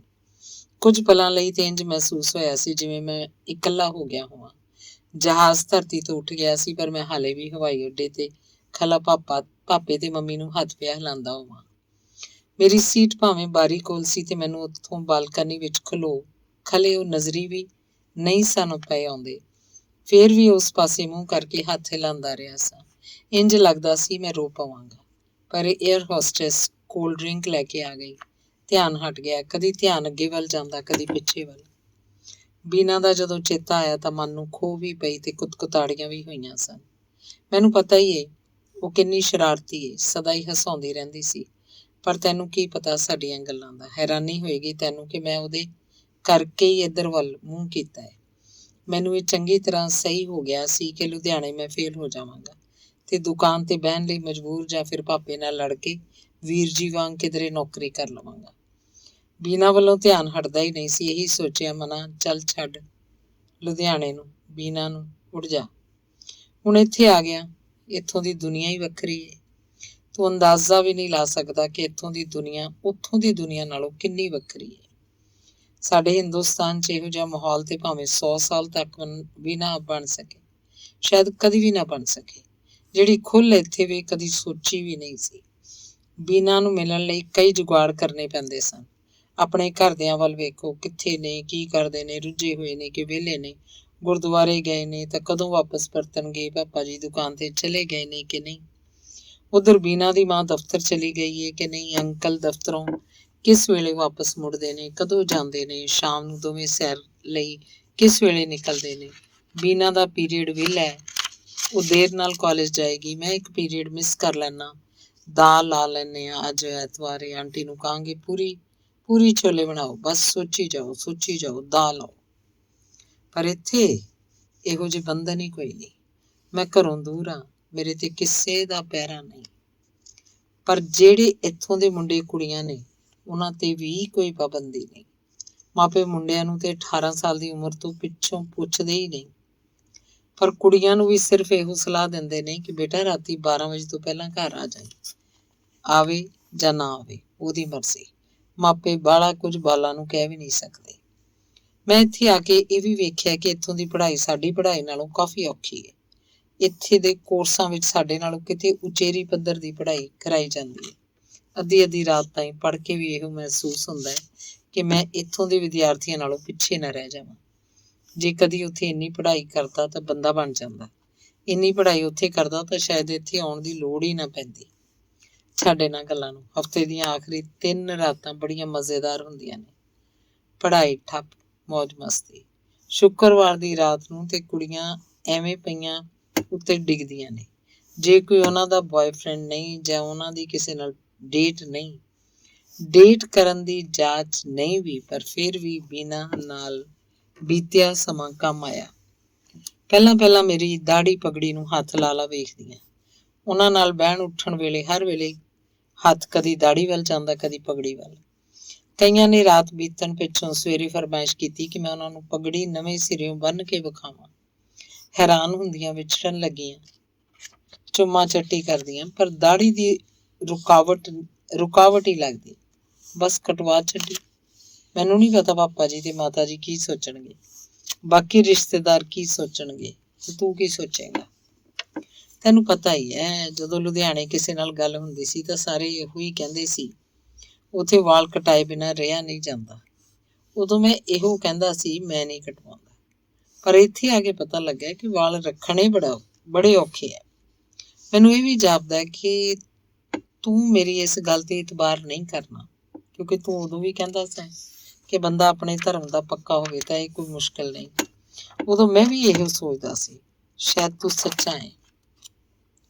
ਮੈਨੂੰ ਕਿਸੇ ਨੇ ਮਜਬੂਰ ਨਹੀਂ ਕੀਤਾ ਕਿ ਮੈਂ ਵਾਲ ਕਟਾਵਾਂ, ਪਗੜੀ ਲਾ ਦਿਆਂ। ਸਗੋਂ ਦੂਜਿਆਂ ਦਾ ਧਿਆਨ ਖਿੱਚਣ ਲਈ ਬੜਾ ਸੌਖਾ ਤਰੀਕਾ ਸੀ। ਫੇਰ ਵੀ ਪਤਾ ਨਹੀਂ ਮੈਨੂੰ ਅੰਦਰੋਂ ਸੌੜ ਪੈਂਦੀ ਸੀ। ਵੱਝਾ ਹੋਇਆ ਮਹਿਸੂਸ ਕਰਦਾ ਸਾਂ। ਜਦੋਂ ਗੋਰੀ ਮੇਰੇ ਮੂੰਹ ਤੇ ਸਿਗਰਟ ਦਾ ਧੂੰਆਂ ਛੱਡਦੀ ਸੀ ਤਾਂ ਭੈੜਾ ਲੱਗਦਾ ਸੀ। ਥੋੜੇ ਚਿਰ ਵਿੱਚ ਚੰਗਾ ਲੱਗਣ ਲੱਗ ਪਿਆ, ਰੋਮਾਂਟਿਕ ਲੱਗਦਾ। ਇਹ ਗੱਲਾਂ ਪੜ੍ਹ ਕੇ ਤੇਰੇ ਮਨ 'ਚ ਸ਼ੱਕ ਪੈਦਾ ਹੋਇਆ ਹੋਣਾ ਕਿ ਦਿਲੋਂ ਸ਼ਾਇਦ ਮੈਂ ਵੀ ਵਾਲ ਕਟਾਉਣਾ ਚਾਹੁੰਦਾ ਸੀ ਤੇ ਸਿਗਰਟ ਪੀਣ ਲਈ ਵੀ ਤਿਆਰ ਸੀ। ਦਿਲ 'ਚ ਝਾਤੀ ਮਾਰਦਾ ਤਾਂ ਤੇਰੀ ਗੱਲ ਅੱਧ-ਪਚੱਧੀ ਸੱਚੀ ਜਾਪਦੀ ਹੈ। ਸਾਰਾ ਸੱਚ ਕੀ ਹੈ ਇਹ ਮੈਂ ਵੀ ਨਹੀਂ ਜਾਣਦਾ। ਤੂੰ ਜ਼ਰਾ ਪਤਾ ਤੇ ਕਰੀਂ ਕਿ ਘਰ ਦੇ ਕੀ ਸੋਚਦੇ ਨੇ। ਸਿਰਫ ਵਾਲ ਕਟਾਉਣ ਬਾਰੇ ਹੀ ਟੋਹ ਲਵੇਂ। ਸਿੱਧੀ ਗੱਲ ਨਾ ਕਰੀ, ਉਹਨਾਂ ਨੂੰ ਦੁੱਖ ਹੋਏਗਾ। ਵੇਖ ਮੇਰੀ ਹਾਲਤ, ਦੱਸ ਵੀ ਮੈਂ ਦਿੱਤਾ ਤੇ ਡਰਦਾ ਵੀ ਹਾਂ ਕਿ ਉਹਨਾਂ ਨੂੰ ਦੁੱਖ ਹੋਏਗਾ। ਸਿਗਰਟ ਪੀਣ ਦੀ ਗੱਲ ਤੇ ਮੈਂ ਉਹਨਾਂ ਨਾਲ ਕੀਤੀ ਹੀ ਨਹੀਂ। ਤੂੰ ਵੀ ਨਾ ਦੱਸੀ, ਪੱਕਾ? ਮੈਂ ਬਹੁਤ ਨਾਰਾਜ਼ ਹੋਵਾਂਗਾ। ਬੀਨਾ ਲਈ ਵੀ ਕੁਝ ਗੱਲਾਂ ਲਿਖਣੀਆਂ ਸਨ, ਪਰ ਤੇਰੇ ਨਾਲ ਤੇ ਉਹਦੀ ਕਦੀ ਗੱਲਬਾਤ ਹੀ ਨਹੀਂ ਹੋਈ। ਤੈਨੂੰ ਲਿਖ ਭੇਜਣ ਦਾ ਕੀ ਫਾਇਦਾ? ਨਾਲੇ ਹੁਣ ਬੀਨਾ ਨੂੰ ਵੀ ਲਿਖਣ ਦਾ ਜਾਂ ਗੱਲਾਂ ਪਹੁੰਚਾਉਣ ਦਾ ਕੀ ਫਾਇਦਾ? ਕਦੋਂ ਮੇਰੀ ਪੜ੍ਹਾਈ ਮੁੱਕੇ, ਜਦੋਂ ਮੈਂ ਪੈਸੇ ਕਮਾਉਣ ਜੋਗਾ ਹੋਵਾਂ, ਕਦੋਂ ਮਾਪਿਆਂ ਦਾ ਦੇਣਾ ਦੇ ਸਕਾਂਗਾ ਤੇ ਜ਼ਿੰਦਗੀ 'ਚ ਅੱਗੇ ਵੱਧ ਸਕਾਂਗਾ। ਹਾਲੇ ਕੁਝ ਨਹੀਂ ਕਹਿ ਸਕਦਾ ਕਿ ਇਹਨਾਂ 4-5 ਸਾਲਾਂ ਪਿੱਛੋਂ ਮੈਂ ਕੀ ਕਰਾਂਗਾ, ਕਿੱਥੇ ਹੋਵਾਂਗਾ, ਕਾਹਦੇ ਲਈ ਬੀਨਾ ਨੂੰ ਚਿੱਠੀ ਲਿਖ ਕੇ ਦੁਖੀ ਕਰਾਂ। ਮੈਂ ਆਪ ਦੁਖੀ ਹੋਵਾਂ, ਕਿਉਂ ਨਾ ਹਾਲ ਦੀ ਘੜੀ ਇੱਥੋਂ ਦਾ ਹੋ ਕੇ ਰਹਿ ਪਵਾਂ। ਇੱਥੇ ਹੀ ਮਨ ਲਾਵਾਂ, ਲੱਗ ਹੀ ਜਾਏਗਾ, ਲੱਗ ਹੀ ਗਿਆ। ਤੇਰਾ ਸੁੱਖ, ਹੋਰ ਸੁੱਖ, ਤੇਰਾ ਹਰਿੰਦਰ। ਅੰਗ 7ਵਾਂ। ਈਮੇਲ ਖੋਲ੍ਹੀ, ਲਿਖਿਆ ਸੀ 15 ਅਨਪੜ੍ਹੇ ਸੁਨੇਹੇ। ਝਾਤੀ ਮਾਰੀ, ਇੱਕ ਈਮੇਲ ਹਰਿੰਦਰ ਦੀ ਸੀ, ਬਾਕੀ ਸਾਰੀਆਂ ਕੂੜੇ ਨੂੰ ਹੁੰਜਿਆ ਤੇ ਹਰਿੰਦਰ ਦੀ ਈਮੇਲ ਖੋਲ੍ਹੀ। ਲਿਖਿਆ ਸੀ, ਅੱਜ ਪਨਾਮਾ ਵਾਲੀ ਕੁੜੀ ਨੇ ਲਾਸ ਐਂਜਲਸ ਜਾਣਾ ਹੈ। ਉੱਥੇ ਉਹਦੀ ਕਜ਼ਨ ਰਹਿੰਦੀ ਏ। ਕਹਿੰਦੀ ਹੈ ਮੈਂ ਤੇਰੇ ਕੋਲ ਨਹੀਂ ਆ ਸਕਦੀ, ਅਗਲੀ ਵਾਰੀ ਤੇਰੇ ਵੱਲ ਆਵਾਂਗੀ। ਮੈਂ ਤੇ ਉਹਦੀ ਕਜ਼ਨ ਵੀ ਫਰਜ਼ੀ ਸਮਝਦਾ, ਹੋ ਸਕਦਾ ਉੱਥੇ ਵੀ ਕਿਸੇ ਰਿਸ਼ਤੇ ਬਾਰੇ ਗੱਲ ਚਲਾਈ ਹੋਵੇ। ਇਹ ਕਜ਼ਨ ਵੀ ਬੜੀ ਕੰਮ ਦੀ ਚੀਜ਼ ਨੇ, ਵੇਲੇ ਕੁ ਵੇਲੇ ਪਰਦਾ ਢੱਕਣ ਦੇ ਕੰਮ ਆਉਂਦੇ ਨੇ, ਝੂਠ ਬੋਲਣ ਲਈ ਓਹਲਾ ਬਣ ਜਾਂਦੇ ਨੇ, ਬਹਾਨਾ ਬਣ ਜਾਂਦੇ ਨੇ। ਫੋਨ ਦੀ ਗੱਲਬਾਤ ਕਰਨੀ ਹੋਵੇ ਤਾਂ ਬੌੜ ਪੈਂਦੇ ਨੇ। ਕਿਸੇ ਵੱਲ ਨਾ ਜਾਣਾ ਹੋਵੇ ਤਾਂ ਕਜ਼ਨ ਦੇ ਘਰੇ ਆਉਣ ਦਾ ਬਹਾਨਾ ਬਣ ਜਾਂਦਾ। ਮੈਨੂੰ ਵੀ ਤੇ ਇਹੋ ਜਾਪਦਾ ਹੈ। ਮੈਂ ਯਾਹੂ ਮੈਸੇਂਜਰ ਖੋਲ੍ਹਿਆ, ਹਰਿੰਦਰ ਹਾਜ਼ਰ ਸੀ। ਠਾ ਕਰਦਾ SSA ਸਤਿ ਸ੍ਰੀ ਅਕਾਲ ਸਕਰੀਨ ਤੇ ਆ ਗਿਆ। ਮੈਂ ਲਿਖਿਆ, ਤੇਰੀ ਈਮੇਲ ਪੜ੍ਹਦਾ ਪਿਆ, ਵਿੱਚ ਹੀ ਤੇਰੇ ਵੱਲ ਆ ਗਿਆ। ਕਿਵੇਂ? ਕਿ ਉਹਨੂੰ ਅਮਰੀਕਾ ਆਉਣ ਦੀ ਕਾਹਲ ਤੇ ਨਹੀਂ? ਹੋ ਸਕਦਾ ਹੈ, ਪਰ ਹਾਲੇ ਕੀ ਕਹਿ ਸਕਦਾ। ਤੇਰੇ ਕੋਲ ਕਿਉਂ ਨਹੀਂ ਆਈ? ਲੱਗਦੀ ਕਿਹੋ ਜਿਹੀ ਹੈ? ਤੈਨੂੰ ਫੋਟੋ ਭੇਜੀ ਤਾਂ ਸੀ। ਫੋਟੋ ਤੋਂ ਤੇ ਸੋਹਣੀ ਲੱਗਦੀ ਹੈ, ਪਰ ਉਮਰ ਦਾ ਫਰਕ ਬਾਲਾ ਨਹੀਂ। ਅਗਲੀ ਵੀ ਤੇ ਏਡੀ ਹੋਈ ਸੀ, ਛੜੀ ਏ। ਇੱਕ ਪੁੱਤਰ ਏ 8 ਸਾਲ ਦਾ। ਤੈਨੂੰ ਵੀ ਬਾਲ ਨਾਲ ਰਹਿਣ ਦੀ ਜਾਚ ਆ ਜਾਏਗੀ। ਹਾਂ, ਨਵਾਂ ਤਜਰਬਾ ਹੋਏਗਾ। ਪਹਿਲੀ ਪਤਨੀ ਤੋਂ ਇੱਕੋ ਬੇਟੀ ਹੋਈ, ਬਸ ਹੋਰ ਕਿਸੇ ਤੋਂ ਕੁਛ ਨਹੀਂ ਹੋਇਆ। ਪਲਿਆ ਪਲਾਇਆ ਮੁੰਡਾ ਮਿਲ ਜਾਏਗਾ। ਦੂਜੇ ਦੇ ਪੁੱਤਰ ਨੂੰ ਆਪਣਾ ਪੁੱਤਰ ਮੰਨਣਾ ਵੀ ਇੱਕ ਤਜਰਬਾ ਹੋਏਗਾ। ਇਹੋ ਸਹੀ, ਪਰ ਹਾਲੇ ਉਹਨੂੰ ਮਿਲਿਆ ਨਹੀਂ। ਸੁਪਨੇ ਵੀ ਲੈਣ ਲੱਗ ਪਿਆ। ਸੁਪਨਿਆਂ ਦੇ ਸਿਰ ਤੇ ਤਾਂ ਬੰਦਾ ਆਸਵੰਦ ਰਹਿੰਦਾ ਹੈ। ਇਹ ਤੇ ਤੇਰੀ ਗੱਲ ਠੀਕ ਹੈ, ਪਰ ਚੜ੍ਹਦੀ ਜਵਾਨੀ ਹਾਰ ਸੁਪਨੇ ਲੈਣੇ ਛੱਡ ਦੇ। ਕਿਉਂ ਬਈ? ਸੁਪਨਿਆਂ ਦੀ ਆਸਰੀ ਜਵਾਨ ਵਹੁਟੀ ਨਾਲ ਨਿਭ ਸਕਾਂਗਾ? ਤੇਰੇ ਕੋਲ ਆਉਣ ਦੀ ਹਾਮੀ ਭਰਦੀ ਏ, ਕਹਿੰਦੀ ਏ ਇਕੱਲੇ ਮਰਦ ਦੇ ਘਰ ਰਹਿਣਾ ਮੁਸ਼ਕਿਲ ਹੋਏਗਾ। ਹੋਈ ਨਾ ਹਿੰਦੁਸਤਾਨੀ, ਕੋਈ ਸ਼ੱਕ ਨਹੀਂ। ਮਾਪਿਆਂ ਕੋਲ ਰਹਿੰਦੀ ਹੈ ਕਿ ਵੱਖਰੀ? ਉਹਦੇ ਮਾਪੇ ਕਿਸੇ ਹੋਰ ਸ਼ਹਿਰ ਰਹਿੰਦੇ ਨੇ, ਉਹ ਕਿਤੇ ਹੋਰ ਕੰਮ ਕਰਦੀ ਏ। ਭੇਤ ਰੱਖਦੀ ਏ ਕਿ ਖੁੱਲ੍ਹ ਕੇ ਗੱਲ ਕਰਦੀ ਏ? ਕੁਝ ਕਹਿ ਨਹੀਂ ਸਕਦਾ। ਕੈਨੇਡਾ ਵਾਲੀ ਨਾਲੋਂ ਤੇ ਖੁੱਲ੍ਹੀਆਂ ਗੱਲਾਂ ਕਰਦੀ ਏ। ਕੈਨੇਡਾ ਵਾਲੀ ਕੌਣ ਹੋਈ? ਅੱਗੇ ਤੂੰ ਦੱਸਿਆ ਨਹੀਂ। 2-4 ਦਿਨ ਹੀ ਹੋਏ ਨੇ ਉਹਦੀ ਈਮੇਲ ਆਇਆ। ਕੌਣ ਹੈ? ਹਾਲੇ ਬਾਹਲਾ ਪਤਾ ਨਹੀਂ। ਉਮਰ ਉਂਝ ਉਹਦੀ 40-45 ਸਾਲ ਹੈ। ਪਨਾਮਾ ਵਾਲੀ ਨਾਲੋਂ ਵਡੇਰੀ ਹੋਈ। ਆਹੋ, ਪਰ ਹਾਲੇ ਹੋਰ ਗੱਲਾਂ ਦਾ ਤੇ ਪਤਾ ਨਹੀਂ। ਚੱਲ ਜਦੋਂ ਪਤਾ ਲੱਗਾ ਦੱਸੀ। ਘਰ ਦੀ ਕੋਈ ਖਬਰਸਾਰ? ਹਰਿੰਦਰ ਨੇ ਇੰਝ ਪੁੱਛਿਆ ਜਿੱਕਣ ਉਹਦੇ ਮਾਪੇ ਹਾਲੇ ਜੀਂਦੇ ਹੋਣ। ਚਾਚਾ ਜੀ 20-22 ਸਾਲ ਪਹਿਲਾਂ ਗੁਜ਼ਰ ਗਏ ਸਨ ਤੇ ਚਾਚੀ ਜੀ ਨੂੰ ਵੀ ਗੁਜ਼ਰਿਆ 14-15 ਸਾਲ ਹੋ ਗਏ ਸਨ। ਵੀਰ ਜੀ ਨਾਲ ਉਹਦੀ ਚਿੱਠੀ ਚਪੱਠੀ ਕਦੀ ਕਦਾਈ ਹੁੰਦੀ ਸੀ। ਛੋਟੇ ਭਰਾ ਸ਼ਿੱਤੂ ਵੱਲ ਕਦੇ ਵਰੇ ਛਮਾਈ ਫੋਨ ਆ ਜਾਂਦਾ ਸੀ, ਪਰ ਸ਼ਾਇਦ ਉਹਨੇ ਸਹਿਬਣੀ ਘਰ ਦਾ ਹਾਲ ਚਾਲ ਪੁੱਛ ਲਿਆ ਸੀ। ਉਹਨੂੰ ਪਤਾ ਸੀ ਕਿ ਮੈਂ ਸ਼ਿੱਤੂ ਵੱਲ ਘੱਟ ਵੱਧ ਹੀ ਜਾਂਦਾ ਸੀ। ਸ਼ਾਇਦ ਉਹਨੇ ਸੋਚਿਆ ਹੋਵੇ ਕਿ ਮੈਨੂੰ ਕੋਈ ਗੱਲ ਵੀਰ ਜੀ ਕੋਲੋਂ ਪਤਾ ਲੱਗੀ ਹੋਵੇ। ਜਦੋਂ ਚਾਚਾ ਜੀ ਬਿਮਾਰ ਸਨ, CMC ਹਸਪਤਾਲ 'ਚ ਪਏ ਸਨ, ਡਾਕਟਰਾਂ ਨੇ ਉਹਨਾਂ ਬਾਰੇ ਕੋਈ ਉਮੀਦ ਨਹੀਂ ਸੀ ਦਵਾਈ। ਉਹਨਾਂ ਦਿਨਾਂ 'ਚ ਹਰਿੰਦਰ ਨੂੰ ਖਬਰ ਮਿਲੀ। ਇਕੱਲਾ ਹੀ ਆਇਆ ਸੀ ਉਦੋਂ। ਉਹਦਾ ਦੂਜੀ ਵਹੁਟੀ ਕੋਲੋਂ ਨਵਾਂ ਤਲਾਕ ਹੋਇਆ ਸੀ। ਕੁਝ ਉਦਾਸ ਲੱਗਦਾ ਸੀ। ਸੁਣਿਆ ਤੇ ਉਹ ਸੀ ਕਿ ਦੂਜੀ ਵਹੁਟੀ, ਜਿਹਦਾ ਨਾਂ ਰੀਤਾ ਸੀ, ਸੁਭਾਅ ਦੀ ਚੰਗੀ ਸੀ। ਕਿਸੇ ਨੂੰ ਪਤਾ ਨਹੀਂ ਸੀ ਲੱਗਾ ਕਿ ਉਹ ਹਰਿੰਦਰ ਕੋਲੋਂ ਕਿਉਂ ਵੱਖ ਹੋਈ ਸੀ। ਨਾ ਹੀ ਉਹਨੇ ਗੱਲ ਖੋਲ੍ਹੀ। ਮੈਂ ਉਹਨੂੰ ਹਸਪਤਾਲ ਦੇ ਵਰਾਂਡੇ 'ਚ ਖਲੇ ਨੂੰ ਪੁੱਛਿਆ ਵੀ ਸੀ, ਕੀ ਗੱਲ ਹੋਈ? ਕੁਛ ਨਹੀਂ ਯਾਰ। ਚੱਲ ਤੇਰੀ ਮਰਜ਼ੀ, ਜੇ ਨਹੀਂ ਦੱਸਣੀ। ਨਹੀਂ, ਇਹੋ ਜਿਹੀ ਕੋਈ ਗੱਲ ਨਹੀਂ, ਪਤਾ ਹੀ ਨਹੀਂ ਲੱਗਾ। ਖੈਰ ਕੋਈ ਗੱਲ ਨਹੀਂ, ਹਾਲੇ ਚਾਚਾ ਜੀ ਠੀਕ ਹੋ ਲੈਣ। ਹਰਿੰਦਰ ਚੁੱਪ ਰਿਹਾ। ਉਹਦੀਆਂ ਅੱਖਾਂ ਸਿੱਲੀਆਂ ਹੋ ਗਈਆਂ। ਇੰਝ ਲੱਗਦਾ ਸੀ ਜਿਵੇਂ ਚਾਚਾ ਜੀ ਦੀ ਬਿਮਾਰੀ ਬਾਰੇ ਡਾਕਟਰ ਦੀ ਦੱਸੀ ਹੋਈ ਗੱਲ ਉਹਦੇ ਮਨ 'ਚ ਸੀ। ਮੈਂ ਵੀ ਚੁੱਪ ਕਰ ਗਿਆ। ਇਹ ਪੁੱਛ ਉਸ ਵੇਲੇ ਦੇ ਹਾਲਾਤ ਵਿੱਚ ਜ਼ਰੂਰੀ ਨਹੀਂ ਸੀ। ਮੈਨੂੰ ਸਾਫ਼ ਪਿਆ ਸਹੀ ਹੁੰਦਾ ਸੀ ਕਿ ਚਾਚਾ ਜੀ ਦਾ ਬਚਣਾ ਮੁਸ਼ਕਿਲ ਸੀ।